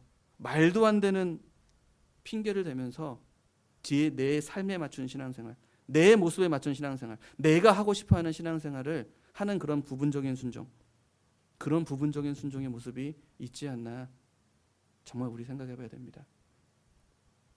나아만 장관 같은 그런 모습이 있으면 안 돼요. 아까 고린도후서 2장 11절에 있는 말씀처럼 우리가 그 괴계를 알지 못하는 바가 아니로라. 우리는 분명히 알고 있잖아요. 온전한 사랑을 받은 우리가 부분적인 순종하는 거, 하나님 앞에 합당치 않다는 거 분명히 알고 있습니다. 지금의 내 형편 때문에 하나님을 온전히 따라가지 못하는 거 합당치 못해요. 정말 우리가 나를 돌아볼 수 있어야 됩니다. 자, 보셔요. 우리가 여기 모여서 교제하는 이유가 뭐예요? 이렇게 말씀 듣는 이유가 뭡니까? 하나님 앞에 섰을 때 하나님이 나를 보고 잘했다, 잘했다 충성된 종아, 그 말, 하나님 앞에 칭찬받기 위해서 우리가 봉사하고 있고 교제하고 있고 말씀을 듣고 있는 겁니다. 근데 자, 보셔요. 내가 이제 하나님께 부름을 받았습니다. 그리고 하나님 앞에 섰습니다. 근데 하나님이 나를 딱 보고 하는 말이 뭐냐면, 그래 잘했어. 구원받은 것도 훌륭한 거지. 그래 잘했어. 저 가서 쉬어라. 라고 한다면 마음이 어떨 것 같아요? 마음이 어떨 것 같아요? 자, 우리가 이 내용 잘 아실 거예요. 구세군 아시죠? 구세군. 구세군을 창시한 윌리엄 부스의 이야기를 아실 겁니다. 아마 그 전기를 보셨을 거예요. 윌리엄 부스는 정말 구원받은 사람입니다. 그 윌리엄 부스의 그 전기를 보면은 이런 내용이 있어요. 죽었는지 환상인지 꿈인지는 모르겠는데 천국에 갔습니다. 윌리엄 부스가 천국에 갔어요. 천국에 가가지고 천국에 있는 그 아름다운 모습을 보면서 너무 멋있다, 너무 아름답다 막 감탄을 하고 있습니다. 근데 저기서 예수님이 오시는 거예요. 예수님이 오시면서 그 성도들을 안아줍니다. 잘했다, 잘했다, 잘했다 안아주고 있는 거예요. 윌리엄 부스가 기대를 합니다. 야, 예수님이 저 환한 미소로, 저 따뜻한 품으로 나를 안아주겠지? 기대를 하고 있습니다. 근데 윌리엄 부스 그 책에 정확히 나옵니다. 그 책을 보면은 예수님이 잘했다, 잘했다 미소 띄고 오다가 윌리엄 부스 앞에 섰을 때 딱 보자마자 표정이 굳었다 그랬어요. 표정이 굳어가지고 하고 지나갔었다 그랬습니다. 윌리엄 부스가 환상에서 깨어납니다. 꿈에서 깨어납니다. 그리고 다짐을 해요. 내가 나를 보고 웃는 예수님의 미소를 볼 수 있다면 내 평생을 걸리라. 내 모든 것을 걸리라. 그리고 만든 게 바로 구세군이에요. 구세군. 구세군이란 뜻이 뭐냐면 하나님의 군대란 뜻입니다. 구세군은 정말 복음을 전했던 영국과 스코틀랜드에서 정말 모든 것을 헌신해서 복음을 전했던 하나님의 교회였어요. 물론 지금 복음이 있다고 말하기는 어렵죠. 자, 보셔요. 우리가 천국에 갔습니다. 하나님이 나를 보고서 환한 미소가 아니라 그래 잘했어, 잘했어, 그래 구원받은 것도 훌륭하지 라고 한다면 어떨 것 같아요? 성경 요한일서입니다. 요한일서 2장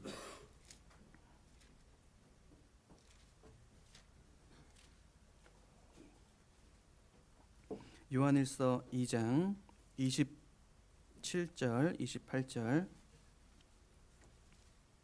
27절 28절 390페이지입니다. 390페이지 제가 읽겠습니다. 너희는 주께 받은 바 기름 부음이 너희 안에 거하나니 아무도 너희를 가르칠 필요가 없고 오직 그의 기름 부음이 모든 것을 너희에게 가르치며 또 참되고 거짓이 없으니 너희를 가르치신 그대로 주 안에 거하라. 28절 같이 읽겠습니다. 자녀들아 이제 그 안에 거하라. 이는 주께서 나타내신 바 되면 그의 강림하실 때에 우리로 담대함을 얻어 그 앞에서 부끄럽지 않게 하려 함이라. 그 앞에서 부끄럽지 않게 하려 함이라. 우리는 정말 알아야 돼요. 하나님 앞에 섰을 때 부끄러운 모습으로 그 앞에 서면은 안 되는 겁니다. 천국은 저 하나님이 주시고자 하는 그 영원한 곳은, 사랑은 영원한 곳이란 얘기예요. 영원한 곳이란 얘기입니다. 그 얘기는 뭐냐면 내가 하나님 앞에 섰을 때 잘했다, 잘했다 충성된 종아 칭찬을 받았어요. 그러면 그 칭찬과 그 영광이 영원할 거예요. 근데 하나님 앞에 갔을 때 부끄러운 모습으로 앞에 섰다고 생각을 하죠. 아마 그 부끄러움도 영원할 거라 생각을 합니다.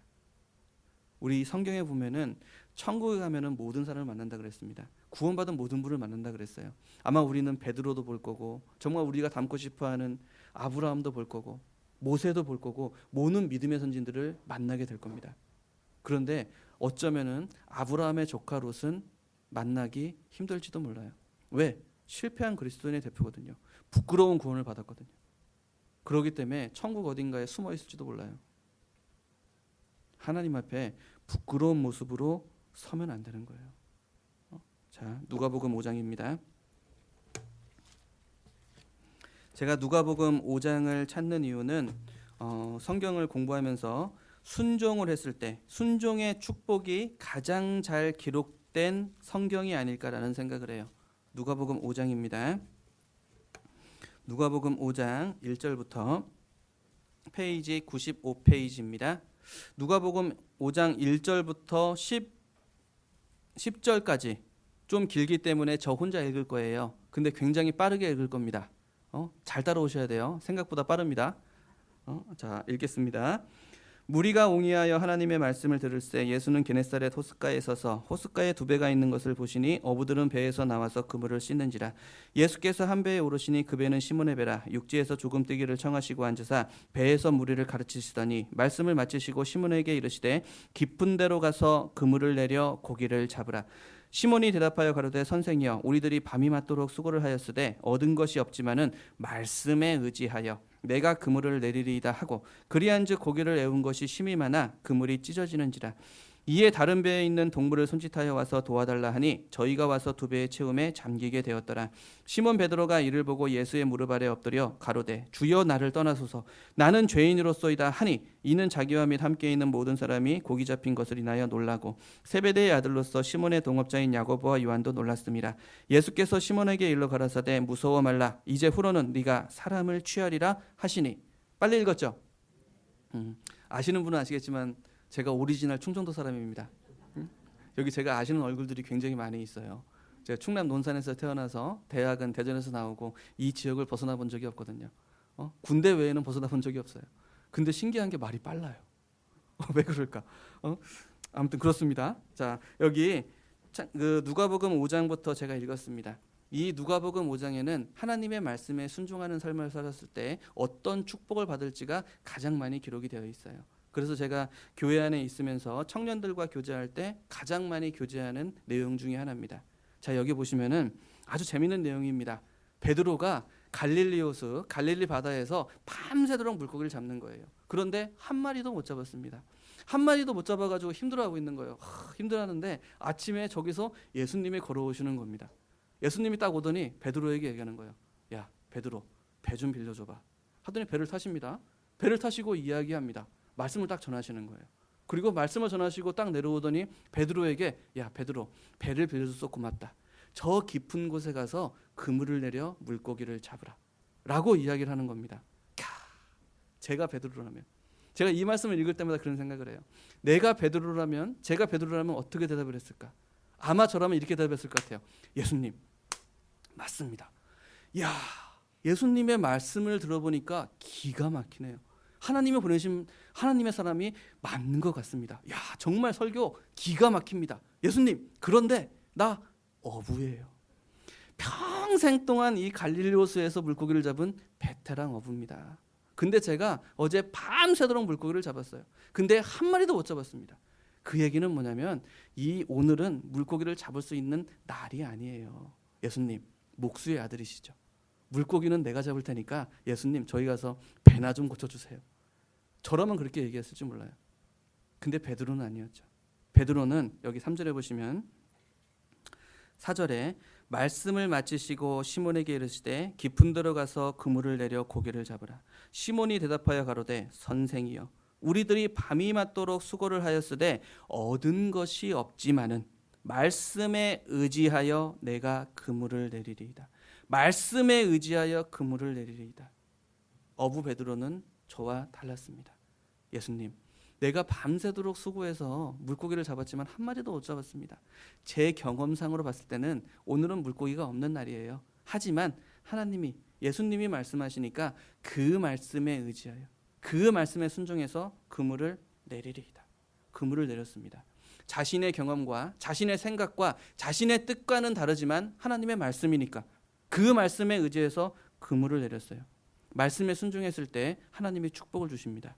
자, 6절에 그리한즉 고기를 애운 것이 심히 많아 그물이 찢어지는지라. 제가 이 말씀을 읽으면서 혼자서 막 희열을 느꼈어요. 자, 보셔요. 베테랑 어부가 자신의 경험과 자신의 생각을 내려놓고 하나님의 말씀에 순종했습니다. 자신의 뜻과 자신의 생각과는 틀리지만 하나님의 말씀에 순종하고 그물을 내렸을 때 경험하지 못한 축복을 주시는 거예요. 어부 베드로가 아무리 물고기를 많이 잡아봤어도 그물이 찢어질 만큼 물고기를 잡아봤을까요? 아니에요. 하나님의 말씀에 순종했을 때 경험하지 못한 축복을 경험하게 됩니다. 우리가 교회에 있다 보면은 하나님의 말씀을 공부하다 보면은 이런 생각이 들 때가 있어요. 내가 이렇게까지 하나님의 말씀에 순종을 해야 되나? 내가 이것까지 포기해야 되나? 내가 왜 이렇게까지 해야 되지? 왜 목사님은 교회를 이렇게 이끌어가지? 왜 봉사회장님은, 어머니 회장님은, 구역장님은 왜 이런 모습으로 이끌어가지? 내가 경험이 있는데, 나 해본 적 있는데, 나랑 좀 상의를 하고 가면 좋을 텐데 왜 저렇게 가지? 내 생각을 떠오를 때가 있어요. 그때 필요한 게 뭐냐면 말씀에 의지하여. 말씀에 의지하여. 그래, 맞아. 교회의 주인은 하나님이야. 하나님이 이끌어 가시니까 분명히 뜻이 있을 거야. 내 생각과 내 경험과 다르지만 그 하나님의 말씀에 고개 숙여보세요. 순종해보세요. 내가 지금까지 살면서 경험하지 못한 축복을 경험하게 됩니다. 내가 생각지도 못한 그 축복을 말씀 가운데 교회 가운데 하나님의 축복을 경험하게 해주셔요. 순종의 축복입니다. 그리고 더 나아가서 순종의 축복은 나에게서 끝나는 게 아니에요. 자, 여기 7절에 이에 다른 배에 있는 동물을 손짓하여 와서 도와달라 하니 저희가 와서 두 배의 채움에 잠기게 되었더라. 자, 보셔요. 베드로가 순종을 했습니다. 물고기를 잡았습니다. 배가 넘치도록 잡았어요. 순종의 축복이 나에서 끝나는 것이 아니라 다른 배를 불러서 물고기를 나눠줬습니다. 순종의 축복은 나에서 멈추는 게 아니라 나를 통해 복음이 전가되고 나를 통해 다른 형제자매들이 세워지는 거예요. 자, 보셔요. 그리스도인이라는 게 뭐예요?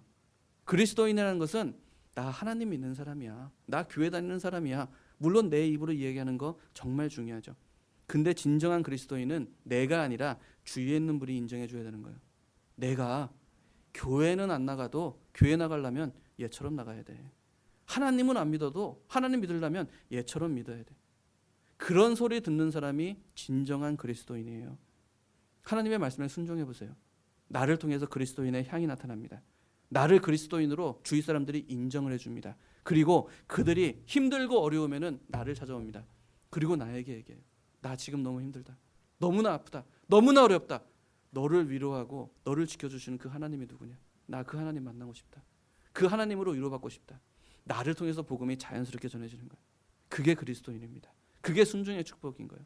어부 베드로가 자신의 생각을 내려놓고 하나님의 말씀에 순종했을 때 경험하지 못한 축복을 경험했고 자신의 물고기를 나눠주는, 자신을 통해서 복음을 전해지는 그걸 경험하게 되는 거예요. 그뿐만이 아닙니다.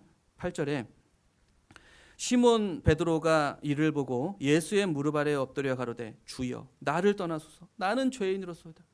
하나님의 말씀에 순종했을 때 어부 베드로가 축복만 받고 축복을 나눠준 것에서 끝난 것이 아니라 하나님 앞에 꼬꾸라졌어요. 자신이 죄인이라는 걸 알았습니다. 이게 무슨 얘기냐면 구원받은 그리스도인이 하나님의 말씀에 순종해 보세요. 내가 하나님 앞에 어떤 모습인지를 알게 됩니다.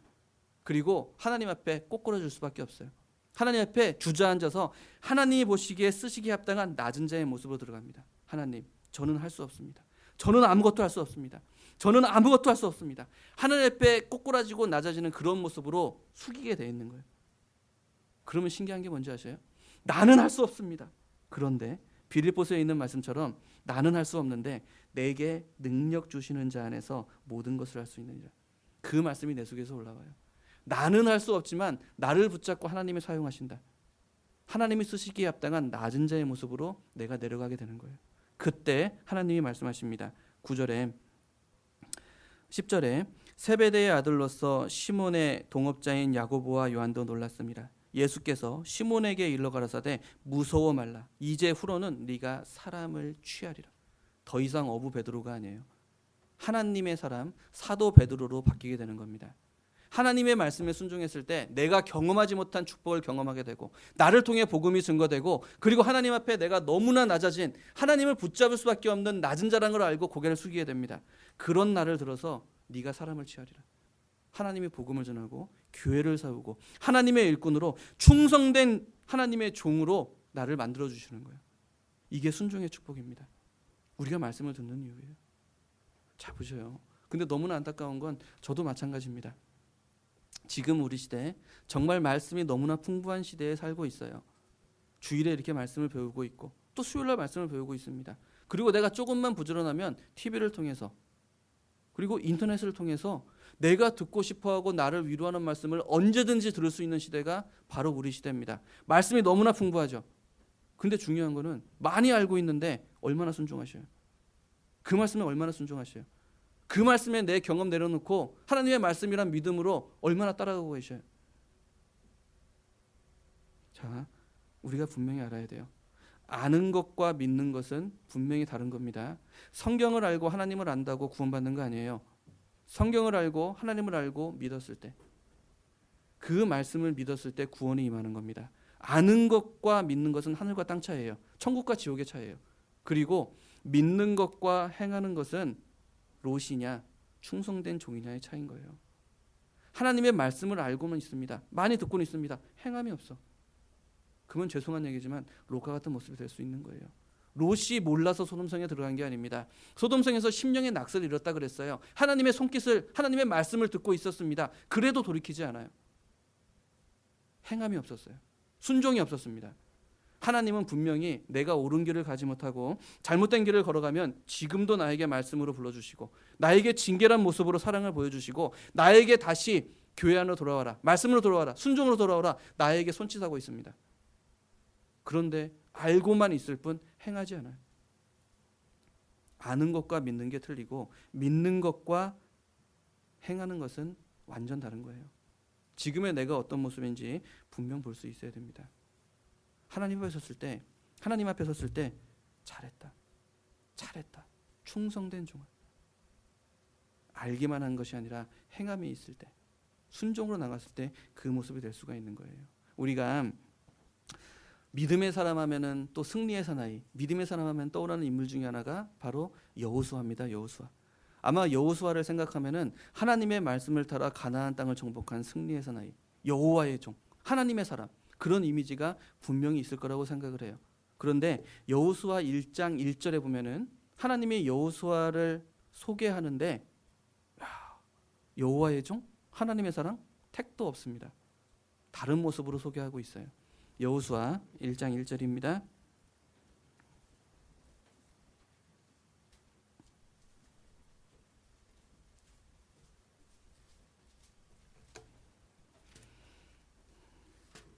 여호수아 1장 1절 제가 읽겠습니다. 여호수아 1장 1절 제가 읽겠습니다. 여호와의 종 모세가 죽은 후에 여호와께서 모세의 시종 눈의 아들 여호수아에게 일러 가라사대. 자, 여기 보시면은 하나님이 여호수아를 소개하는데 하나님의 종, 여호와의 종 아닙니다. 여호와께서 모세의 시종 눈의 아들 여호수아에게 일러 가라사대. 모세의 시종이라 그랬어요. 모세의 시종, 사람의 종입니다.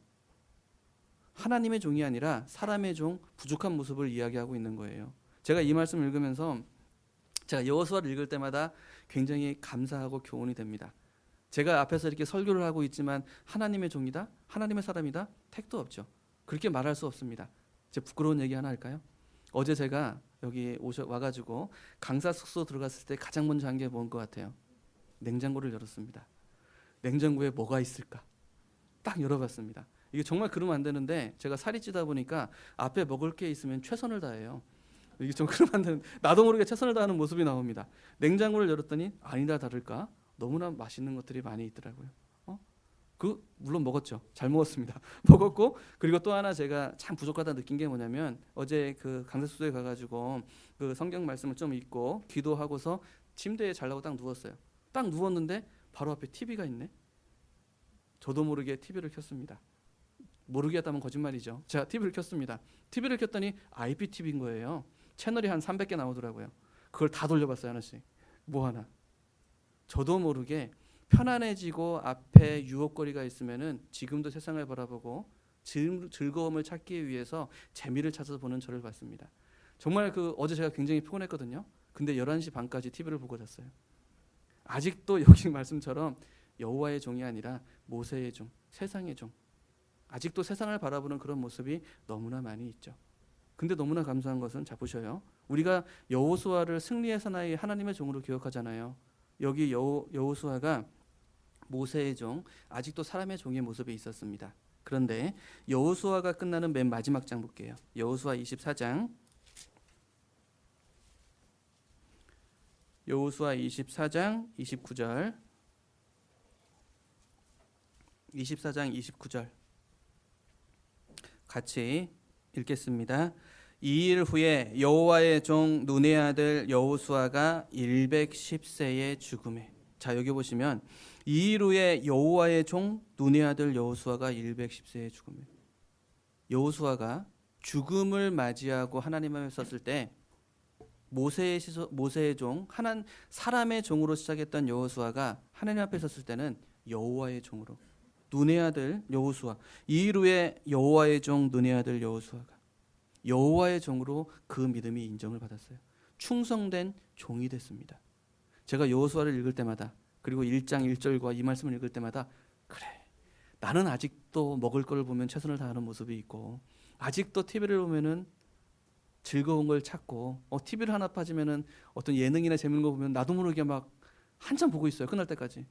아직도 그런 부족한 모습이 있지만 아직도 1장 1절의 모습이 있지만 내가 여호수아와 같은 삶을 살아갈 수 있다면 내가 하나님 앞에 섰을 때 나도 하나님 앞에 잘했다 충성된 종아, 그 소리, 그 영광을 얻을 수 있겠구나 라는 그런 마음이 있습니다.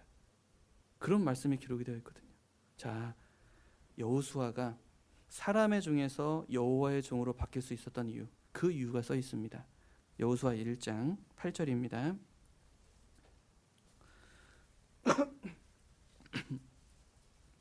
여호수아 1장 8절,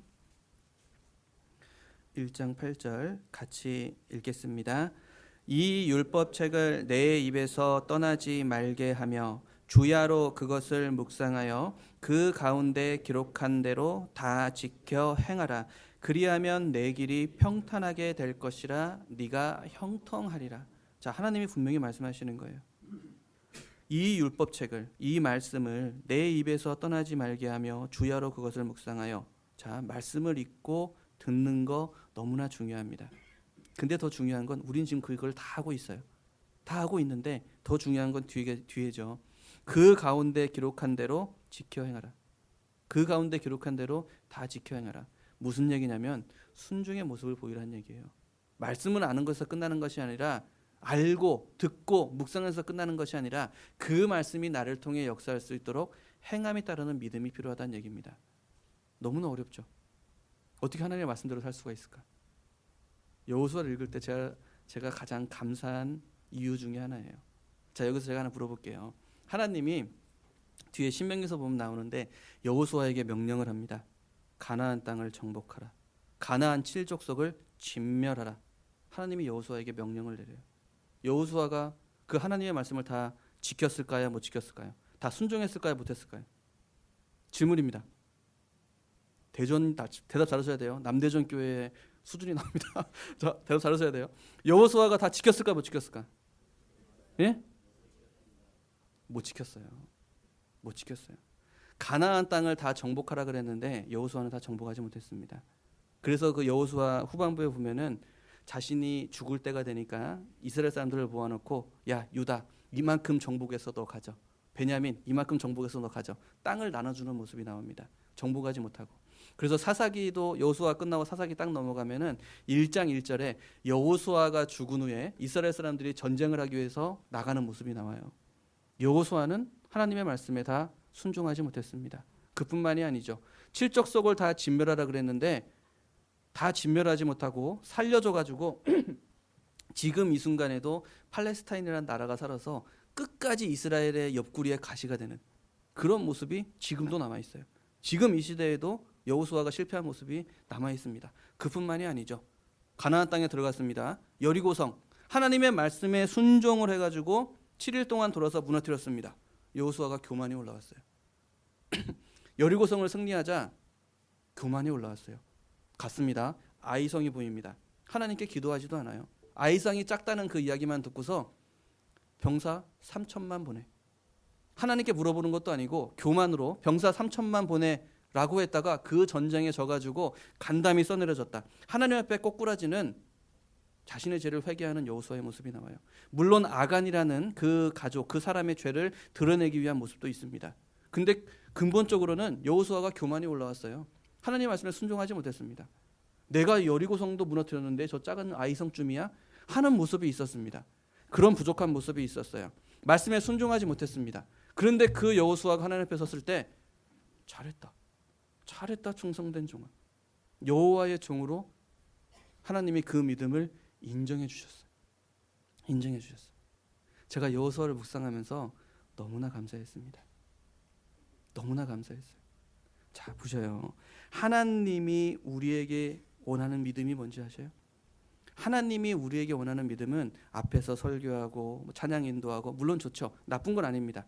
하지만 하나님이 원하는 진짜 믿음은 뭐냐면, 하나님이 원하는 신앙생활이 뭐냐면 포기하지 않는 신앙생활이에요. 내가 살아가면서 힘들고 어렵고 죄가 있더라도 그 죄 때문에 그 자리에 주저앉는 것이 아니라 다시 일어나는, 포기하지 않는 신앙생활을 원하시는 거예요. 이 여호수아를 읽어보면 순종의 사람 여호수아가 나옵니다. 순종의 사람 여호수아가 나오면서 계속 반복되는 게 뭐냐면 포기하지 않는 여호수아예요. 여호수아는 가나안 땅을 정복하지 못했습니다. 칠족속을 진멸하지 못했습니다. 하나님의 말씀에 다 지키지 못했어요. 그런데 잘한 게 뭐냐면 포기하지 않았어요. 내가 잘못했으면 그 앞에 고백을 하고 하나님 앞에 회개를 하고 아침에 일찍 일어나서 다시 전쟁으로 나갑니다. 한 거울 한 거울 한 거울 하나님의 말씀을 이루기 위해서 포기하지 않고 한 걸음 한 걸음 한 걸음 나아가는 여호수아의 모습이 기록이 되어 있어요. 하나님이 우리에게 원하시는 것은 결과가 아니에요. 결과가 아니라 경건에 이르기를 연습하라는 그 말씀처럼 하나님을 향해서 그리움받은 그리스도인으로서 한 걸음 한 걸음 진보하는 신앙생활을 보기 원하는 겁니다. 제가 개인적으로 성경을 읽으면서 정말 제 마음에 아멘이 안 되는 게 있었어요. 레위기서하고 베드로서에 나오는 말씀인데 뭐냐? 내가 거룩하니 너희도 거룩할지어다. 그 말씀이 써 있습니다. 제가 그 말씀을 묵상하면서 도저히 아멘이 안 되는 거예요. 하나님은 빛 자체이시고 거룩 그 자체이십니다. 근데 우리는 육신이잖아요. 사람의 몸을 갖고 있잖아요. 이 몸이 아무리 노력하고 아무리 열심히 한다고 하나님처럼 거룩하게 될 수 있을까? 아니에요. 불가능합니다. 근데 왜 하나님은 나에게 거룩하라 그랬지? 왜 거룩하라 그랬지? 근데 그 말씀은 제가 묵상을 하고 이 여호수아를 읽으면서 깨달은 게 뭐냐면 그 말씀은 거룩하라, 하나님처럼 되라는 모습이 아니에요. 하나님이 우리에게 정하신 그 그리스도인의 모습이 되기 위해서, 저 천국에서 영광받기에 합당한 모습이 되기 위해서 경건에 이르기를 연습하며 한 걸음 한 걸음 진보하는 그 모습을 우리에게 원하시는 거예요. 하나님이 원하시는 믿음이 뭐냐? 잠언입니다. 잠언 24장.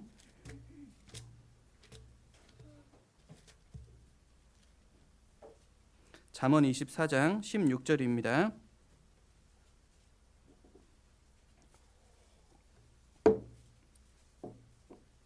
잠언 24장 16절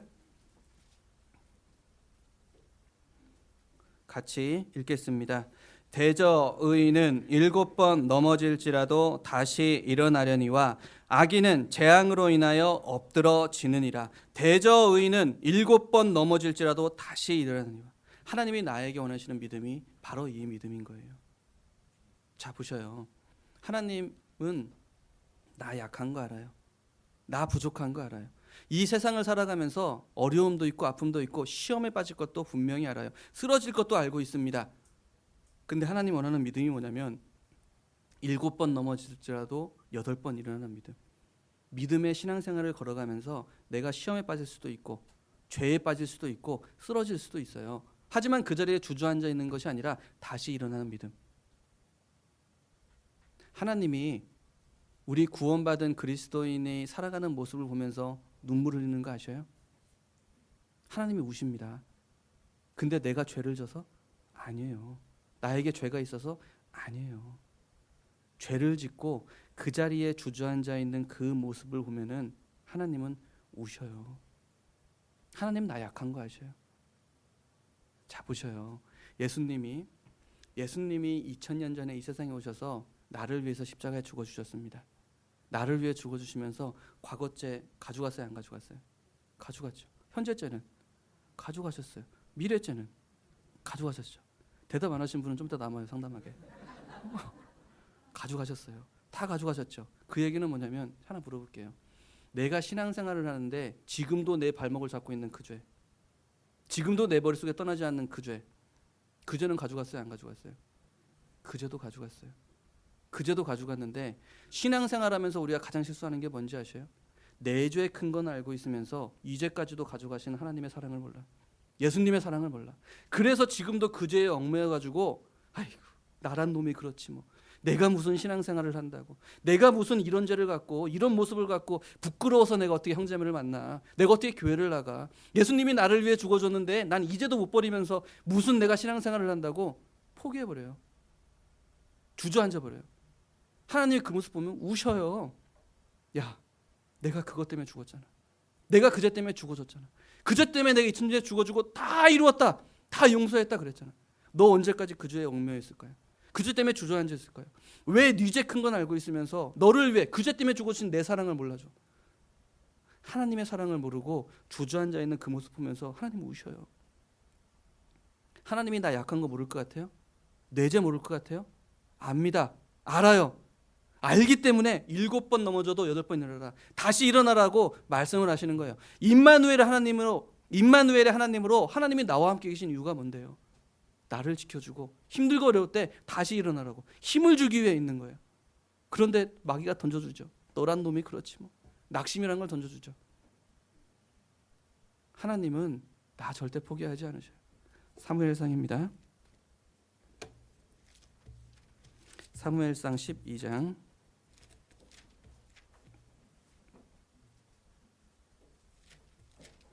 '하나님이 얼마나 답답하면은 이 말씀까지 써놓으셨더라고요. 사무엘상 12장 20절입니다.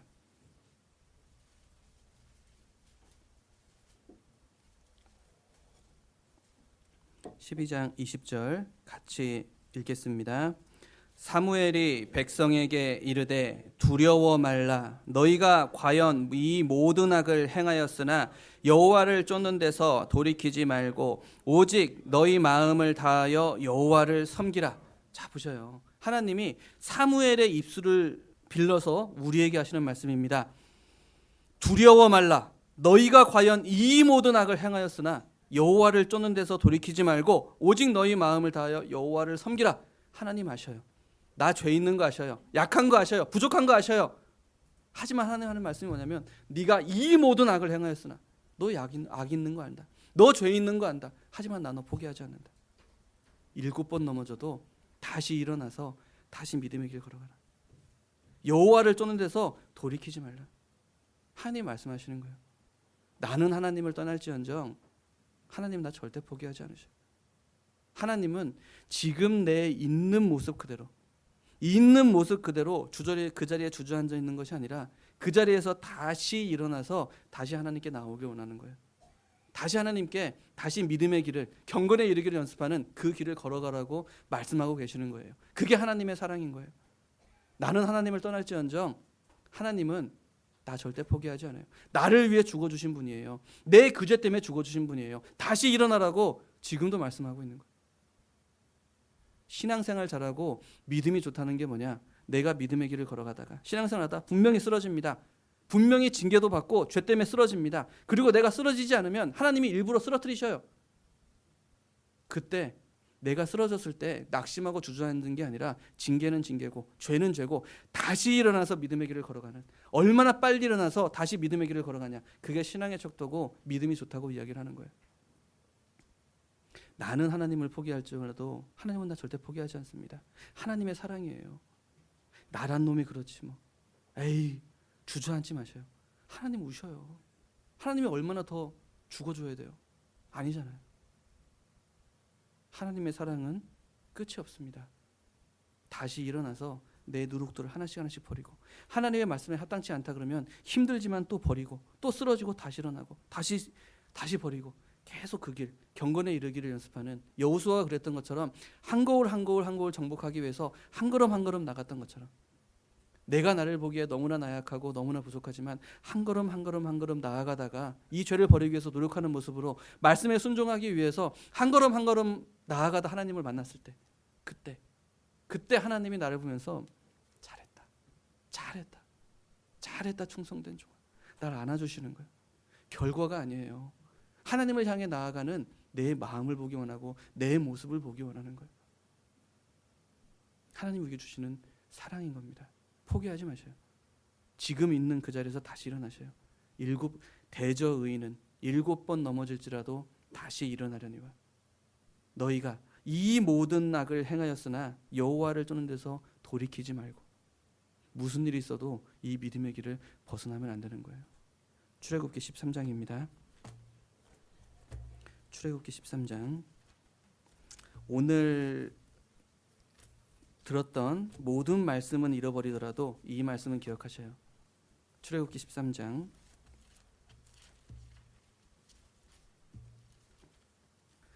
21절 22절 제가 읽겠습니다. 102페이지 출애굽기 13장 21절 22절입니다.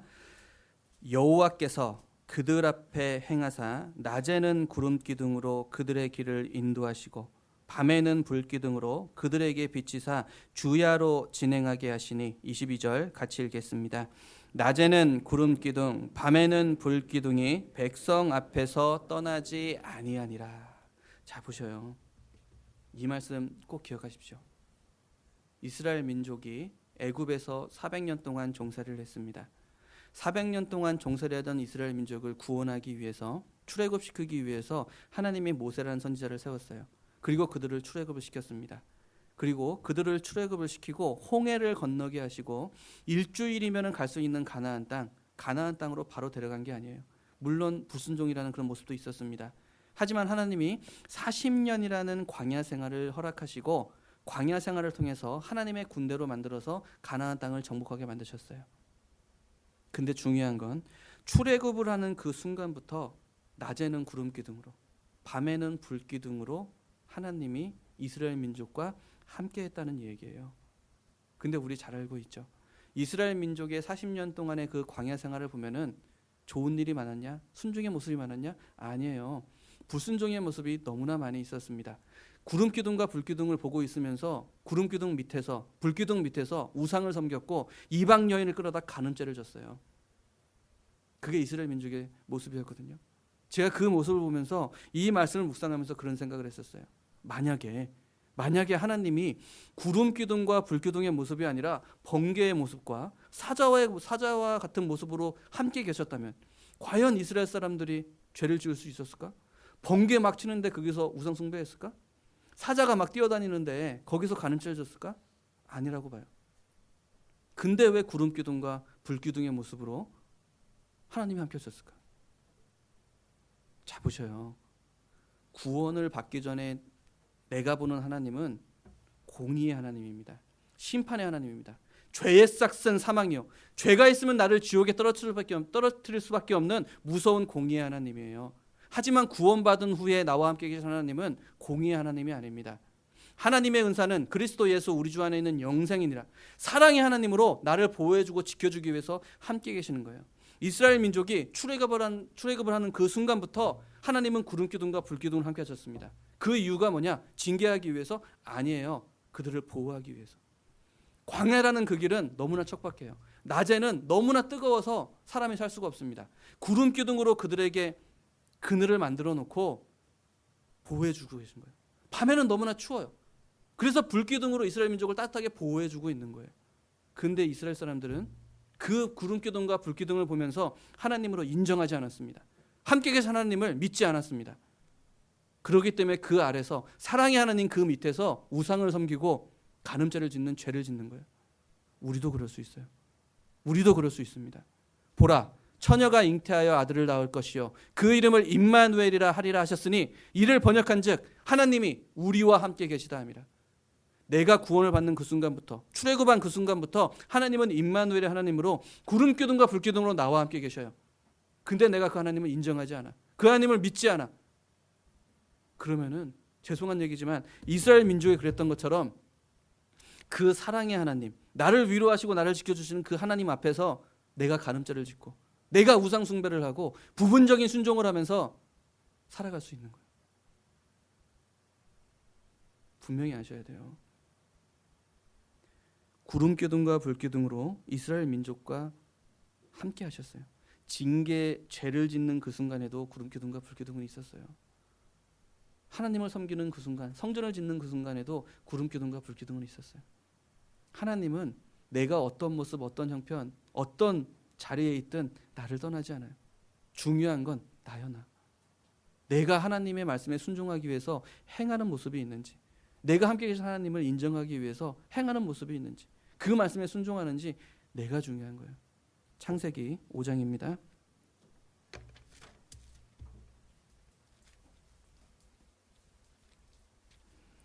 창세기 5장 21절.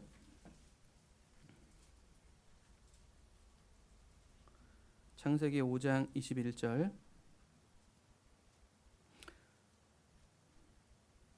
21절로 24절 같이 읽겠습니다.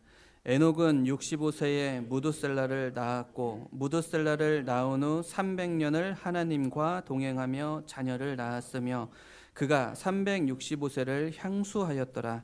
에녹이 하나님과 동행하였더니 하나님이 그를 데려가심으로 세상에 있지 아니하였더라. 자, 여기서 우리가 중요한 게 있습니다. 하나님이 에녹과 동행하는 건 당연한 거예요. 하나님의 약속이거든요. 약속의 말씀이거든요.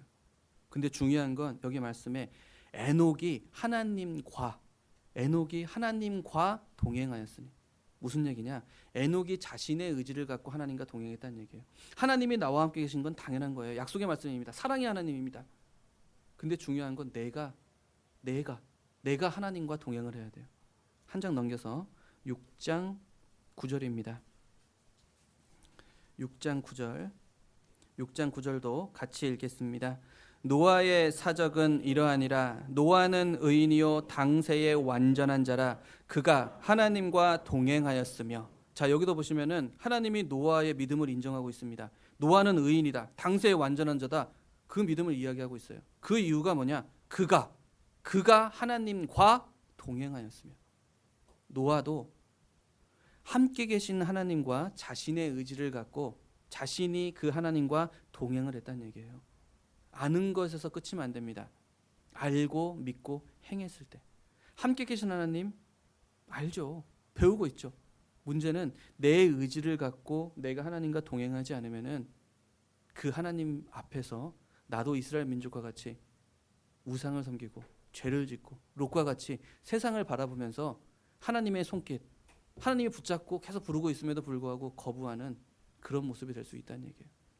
하나님의 말씀 앞에 나를 내려놓으셔야 돼요. 순종하셔야 돼요. 그게 하나님과 동행하는 방법입니다. 하나님과 동행하는 첫 번째 방법이 뭐냐? 이 말씀, 태초에 말씀이 계시니라. 이 말씀이 하나님과 함께 계셨으니 이 말씀은 곧 하나님이시니라. 이 말씀에 순종하는 거예요. 내 경험과 내 의지와 내 생각과 틀릴 수 있습니다. 하지만 하나님의 말씀이니까 그 말씀에 고개를 숙이고 순종해 보셔요. 내가 경험하지 못한 축복을 받습니다. 그게 하나님과 동행하는 거예요. 나를 통해 교회가 세워집니다. 하나님이 나를 들어서 이용하셔요. 물론 고난이 있습니다. 물론 어려움이 있습니다. 아브라함이 하나님의 말씀을 듣고 가나안 땅 나간다는 것은 목숨을 거는 거예요. 하지만 고난과 어려움이 있었지만 그 가운데 하나님의 축복이 있는 거예요. 그 가운데 하나님의 평안이 이루어지는 겁니다. 하나님과 동행하는 것 첫 번째, 말씀에 순종하셔요. 그리고 두 번째가 뭐냐? 정말 중요합니다. 요한계시록에 계속 반복되는 말씀이 있어요. 귀 있는 자는 성령이 교회들에게 하시는 말씀을 들을지어다. 무슨 얘기냐? 지금 우리가 살고 있는 이 시대, 지금 우리가 살고 있는 이 시대는 교회를 통해서 하나님이 역사하는 겁니다. 구원받은 형제자매들이 모여있는 이 자리를 통해서 역사하시는 거예요. 이 교회를 통해서 하나님의 복음이 증거되고 있고 나의 기도에 응답이 나타나고 있고 교회가 세워지고 있는 겁니다. 신앙생활을 할 때 가장 쉬운 방법, 하나님과 가장 동행하는 게 가장 쉬운 방법이 뭐냐? 내가 섬기고 있는 교회가 무엇을 하나 지켜보셔요. 내가 교제하고 있는 남대전 교회가 지금 무엇을 준비하고 있고 무엇을 행하고 있는지 보셔요. 그리고 그 자리에 동참을 하셔요. 구역 집회를 하고 있다. 교고 집회를 하고 있다. 내 구역도 아닌데 뭐. 내 구역도 아닌데 뭐. 나는 전도하는 사람도 아닌데 뭐. 아닙니다. 구원받은 그리스도인은 복음이 전해지고 교회가 움직이는 그곳에 어떠한 모습이라든지 동참을 해야 되는 거예요. 전도를 하든 그것도 안 되면 내가 그 자리를 참여를 해주든 기도를 하든 행함을 하든 그것도 안 되면은 단돈 1,000원이라도 복음을 전하는 데 사용해달라고 헌금을 하든 어떠한 모습이라든지 함께 동참하는 게 그게 하나님과 함께 동행하는 모습이에요. 하나님이 교회를 통해서 역사하고 있는 거거든요. 그리고 더 나아가서 전국에 약 한 220여 개의 교회가 있습니다. 하나님께서 그 교회를 말씀으로 하나로 꽉 묻혀주셨어요. 그리고 교회를 통해서 역사하고 일을 한다는 그 말씀으로 하나님이 우리 교회, 전국의 교회를 하나로 묶어서 세계 선교를 이뤄가고 있습니다. 우리 잘 알고 있죠. 200개가 조금 넘어가는 교회가 지금 전 세계 800개가 넘는 교회를 후원하고 세계 선교를 하고 있어요. 이건 기적이에요, 기적. 예전에 요한 레슬레가 이런 얘기했습니다. 세계는 나의 교구다 라고 하면서 전 세계 복음을 선교사를 막 보내고 복음을 전했어요. 그때보다도 우리 교회가 더 많은 나라에 더 많은 지역에 교회를 보낸다는 거 아셔요? 우리나라에 뭐 구원을 안 받은 기독교 단체도 마찬가지지만 모든 기독교 단체, 모든 종교 단체 중에서 우리 교회만큼 세계에다가 복음을 전하는 교회가 없습니다. 기적이에요, 기적. 200개의 교회가 800개가 넘는 교회를 후원하고 있다? 이건 기적이에요. 하나님이 우리 교회를 통해서 세계 선교를 이루어가고 있다는, 세계 선교를 향하고 있다는 하나님이 기적을 보여주고 있는 겁니다. 근데 하나 물어볼게요. 세계 선교를 위해서 얼마나 기도하셔요? 얼마나 동참하셔요? 하나님은 우리 교회를 들어서 세계 선교를 이루어가고 있는데 하나님이 가시는 그 길에 내가 얼마나 동행하고 계셔요? 우리 남대전 교회는 아직 후원 교회도 없는데요. 아닙니다. 왜 없어요? 같이 기도해주고 단돈 1,000원이라도 세계 선교를 위해서 헌금하셔야 돼요. 제가 예전에 직장이 외국계 회사였습니다. 그러다 보니까 여러 나라를 돌아다닐 수가 있었어요. 그리고 또 전도인이 돼서 가지고 여러 지역에 선교를 가볼 수 있는 경험이 있었습니다. 근데 저는 지금도 생각하는 게 있어요. 여러 나라를 가봤지만 지금도 필리핀을 갔을 때를 기억을 합니다. 제가 처음 선교를 갔을 때였는데 딱딱 이만한 것 같아요. 이 정도 길인데 그 한 형제님의 집안을 신방을 갔습니다. 필리핀도 이렇게 잘 사시는 분은 잘 사시지만 참 힘들어요. 그래서 선물로 쌀 5kg짜리 하나 사갖고 가거든요. 근데 길이 너무나 좁으니까 이렇게 누가 오면 이렇게 막 피해줘야 돼요. 이게 그런 길인데 또 그 가운데 이렇게 하천이 있어, 길 가운데. 그러니까 이렇게 걷는 거, 걸을 때 이렇게 걸어가는데 전 지금도 기억해요. 그 형제님을 그 신방을 딱 가는데 한 그 길 옆에 창문에 한 어르신이 앉아가지고 그 필리핀도 이렇게 손으로 밥 먹습니다. 밥 먹는데 이게 밥에다가 간장 같은 거 뿌려서 이렇게 주워 먹고 있는 거예요. 주워 먹고 있는데 그걸 딱 보고 있는데 그 앞에서 한 꼬마애가 하천에다가 그 쬐그만 하천이 있는데 그 하천에다가 오줌을 싸고 있는 거예요. 네, 그때 그걸 딱 봤는데 그냥 하천이 아니에요. 똥, 오줌, 냄새가 얼마나 나는지 우리 형제님이 그게 살아요. 형제자매들이 그게 살아요. 그리고 내가 너무나 감사했던 거는 딱 갔는데 쌀을 딱 주니까 형제님이 우시더라고요. 우시면서 하시는 말씀이 뭐냐면 제가 그때 토요일 날 갔었거든요. 딱 갔는데 내일 이제 교회 갈 수 있다고. 일요일 날 교회 갈 수 있다고. 무슨 얘기냐면 정말 많은 형제 자매님들이 일요일 날 교회 가기 위해서 토요일 날 굶어요. 돈이 없어가지고 토요일 날 굶어야지만 그걸로 차 타고 교회를 갈 수가 있어요. 그렇게 믿음을 지키고 있습니다. 그렇게 신앙을 지키고 있습니다. 그런 분들을 위해서 기도해 주지 못하고 한다면 그건 죄예요, 죄. 제가 그때 딱 깨달았어요. 아, 배부른 것도 죄구나. 근데 저는 먹을 게 있으면 최선을 다해요. 정말 슬픈 얘기인데 근데 참 그런 생각 많이 해요. 정말 내 믿음을 지키기 위해서 굶으면서 신앙생활 하시는 분들이 있어요. 그렇게 복음을 전하고 그렇게 하시는 분들이 있어요. 근데 우리가 그들을 위해서 기도하지 않고 단돈 1,000원이라도 헌금하지 못한다? 죄송한 얘기지만 하나님 앞에 갔을 때 책망받을 일이라고 생각을 합니다. 하나님이 우리 교회를 하나로 뭉쳐주셨어요. 그리고 우리 교회를 통해서 세계 선교를 이뤄가고 있습니다. 단돈 1,000원이라도. 그리고 정말 선교사님과 그 형제님들을 위해서 기도해 주셔요. 내가 하나님과 동행하고 하나님의 교회에 참여하는 방법입니다. 우리 교회가 지금 무엇을 하고 있는지, 남대전 교회가 지금 무엇을 준비하고 있는지 기도해 주세요. 소식지 보면서 정말 이거 기도해 주세요. 소식지 보면 우리 일정이 나오잖아요. 이 일정을 보면은 뭐 구역 모임, 집회 그런 계획이 있습니다. 이걸 보고서 그냥 이렇구나 그게 아니라 하나님이 이 모임마다 역사를 하고 있다는 얘기예요. 가장 좋은 건 내가 동참을 하는 거고 내가 참여하는 거고 그리고 기도해 줘야 되고 그리고 집회나 복음이 전해지는 그 자리에 있다면 정말 단돈 1,000원이라도 복음이 전해지는 그 자리에 헌금하셔요. 참여하셔요. 그게 하나님과 함께 동행하는 방법이고 하나님이 역사하는 방법입니다. 물질이 있는 곳에 마음이 있어요. 그거 사실이에요. 양이 중요한 게 아니라 내가 하나님과 함께 동행한다. 하나님과 함께한다. 그게 중요한 겁니다. 그런 모습으로 살아가셨을 때 하나님과 함께 동행을 했을 때 하나님이 잘했다 충성된 종아 나를 안아주시는 거예요. 제가 초등학교 때 구원을 받았다 그랬잖아요.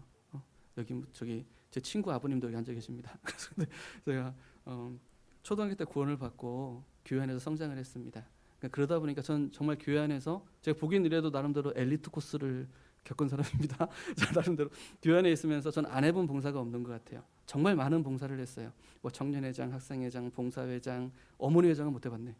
죄송합니다. 어머니회장 못 해봤는데 정말 많은 봉사를 했어요. 많은 봉사를 하고 교회 안에 성장하다 보니까 저도 모르게 이런 교만이 있었습니다. 그래가지고 이렇게 목사님들을 봬도 그게 없었어요. 오늘 다행히 목사님 안 계셔서 다행인데 그런 게 없었는데, 그러다가 제가 전도인으로 부름을 받고 서울중앙교회로 들어갔습니다.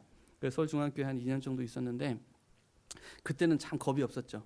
그 교회에서 너무나 성장을 하고 목사님들을 너무 많이 알고 있으니까 겁이 없었죠. 그래가지고 처음으로 전도인으로 부름을 받고 그 목사님들이 이렇게 모여서 이렇게 교제하는데 내가 그 가운데를 들어간 적이 있어요. 딱 들어가가지고 새로 부임한 고대용입니다. 앞으로 제가 목회 생활을 해야 되고 교회를 돌아보는 일을 해야 되는데 귀감이 되는 말씀 한마디씩만 해주십시오. 겁도 없이 그 목사님들 사이에 들어가서 말을 한 적이 있어요. 지금은 목사님 눈도 못 쳐다봐요. 제가 여기 오늘 오는데 이물 목사님 안 계시다는 얘기에 얼마나 가슴이 마음이 좋았던지. 사모님 계시나? 죄송합니다.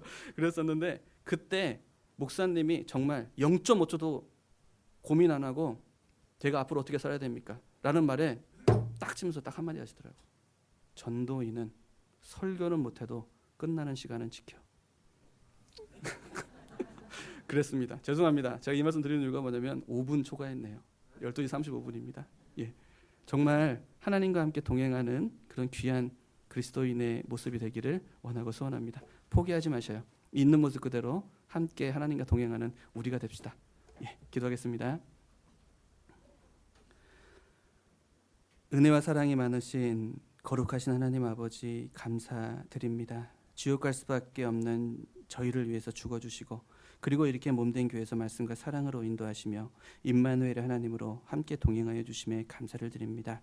우리가 하나님의 말씀을 듣고 끝나는 것이 아니라 그 말씀에 순종하는 귀한 삶을 살아가기 원합니다. 하나님이 원하는 그 모습을 살아가며 함께 계신 하나님과 동행하는 귀한 삶을 살아가기 원합니다.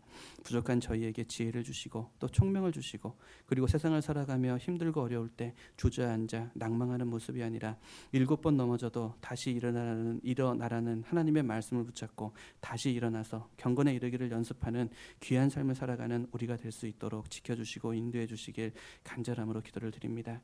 여기 고개 숙여 기도하는 모든 형제 자매님들, 나름대로의 삶이 있고 또 어려움이 있고 아픔이 있음을 알고 있습니다. 그리고 또 하나님 앞에 너무나 부족한, 정말 버려야만 되는 너무나 큰 죄가 있음도 알고 있습니다. 하나님, 있는 모습 그대로 하나님 앞에 나올 수 있게 해주십시오. 그리고 주님이 보여주시는 말씀 가운데 그 누룩들을 버리며 경건에 이르기를 연습하며 저 천국의 영광받기에 합당한 내가 될 수 있도록 한 걸음 한 걸음 나아가는 내가 될 수 있도록 주님 붙잡아 주시고 힘을 주시길 간절함으로 기도를 드립니다. 우리 남대전 교회를 위해서 주님 기도합니다. 함께 하시는 우리 형제 자매님들 더욱더 하나 될 수 있도록 붙잡아 주십시오. 예수님의 이름으로 감사하며 기도드렸습니다. 아멘. 예, 은혜 찬송 207장입니다.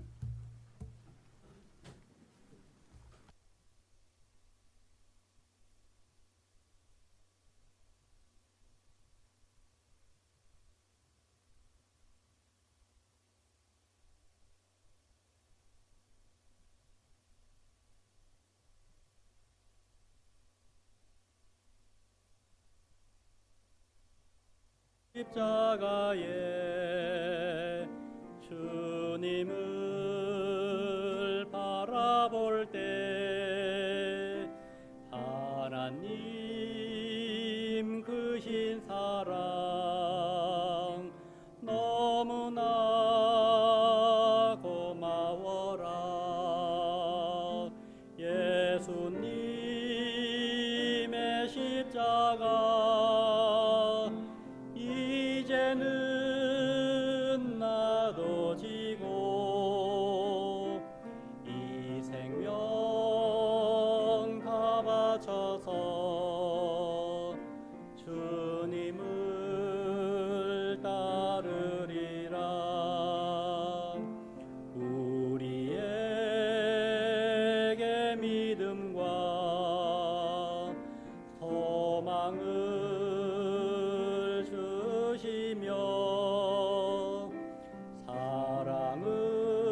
사랑으로 세상을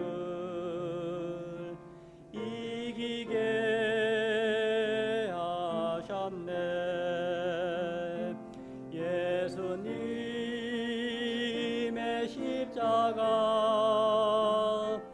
이제는 나도 지고 이 생명 다 바쳐서 주님을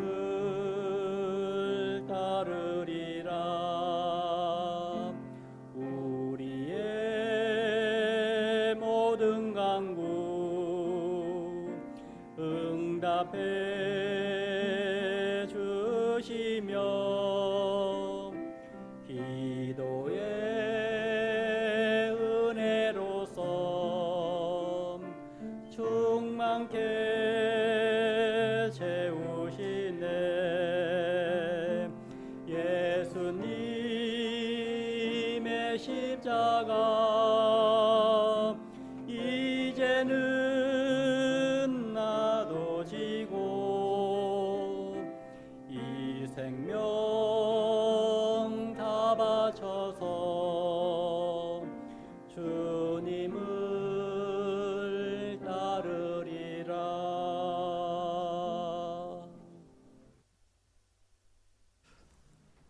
예, 너무나 감사를 드리고요. 이제 남대전 교회 제가 이제 올라면 한 20년 뒤에 올 겁니다. 교회가 너무 많아가지고요. 예. 아무튼 이렇게 교제 주시고 또 반겨서 너무나 감사하고요. 정말 우리 남대전 교회 항상 하나님과 함께 동행하는 함께 계신 하나님으로 힘을 얻는 교회 될 수 있도록 함께 기도하겠습니다. 너무나 감사하고 거짓말이 아니라 사랑합니다. 감사합니다. 예, 광고해 주시겠습니다.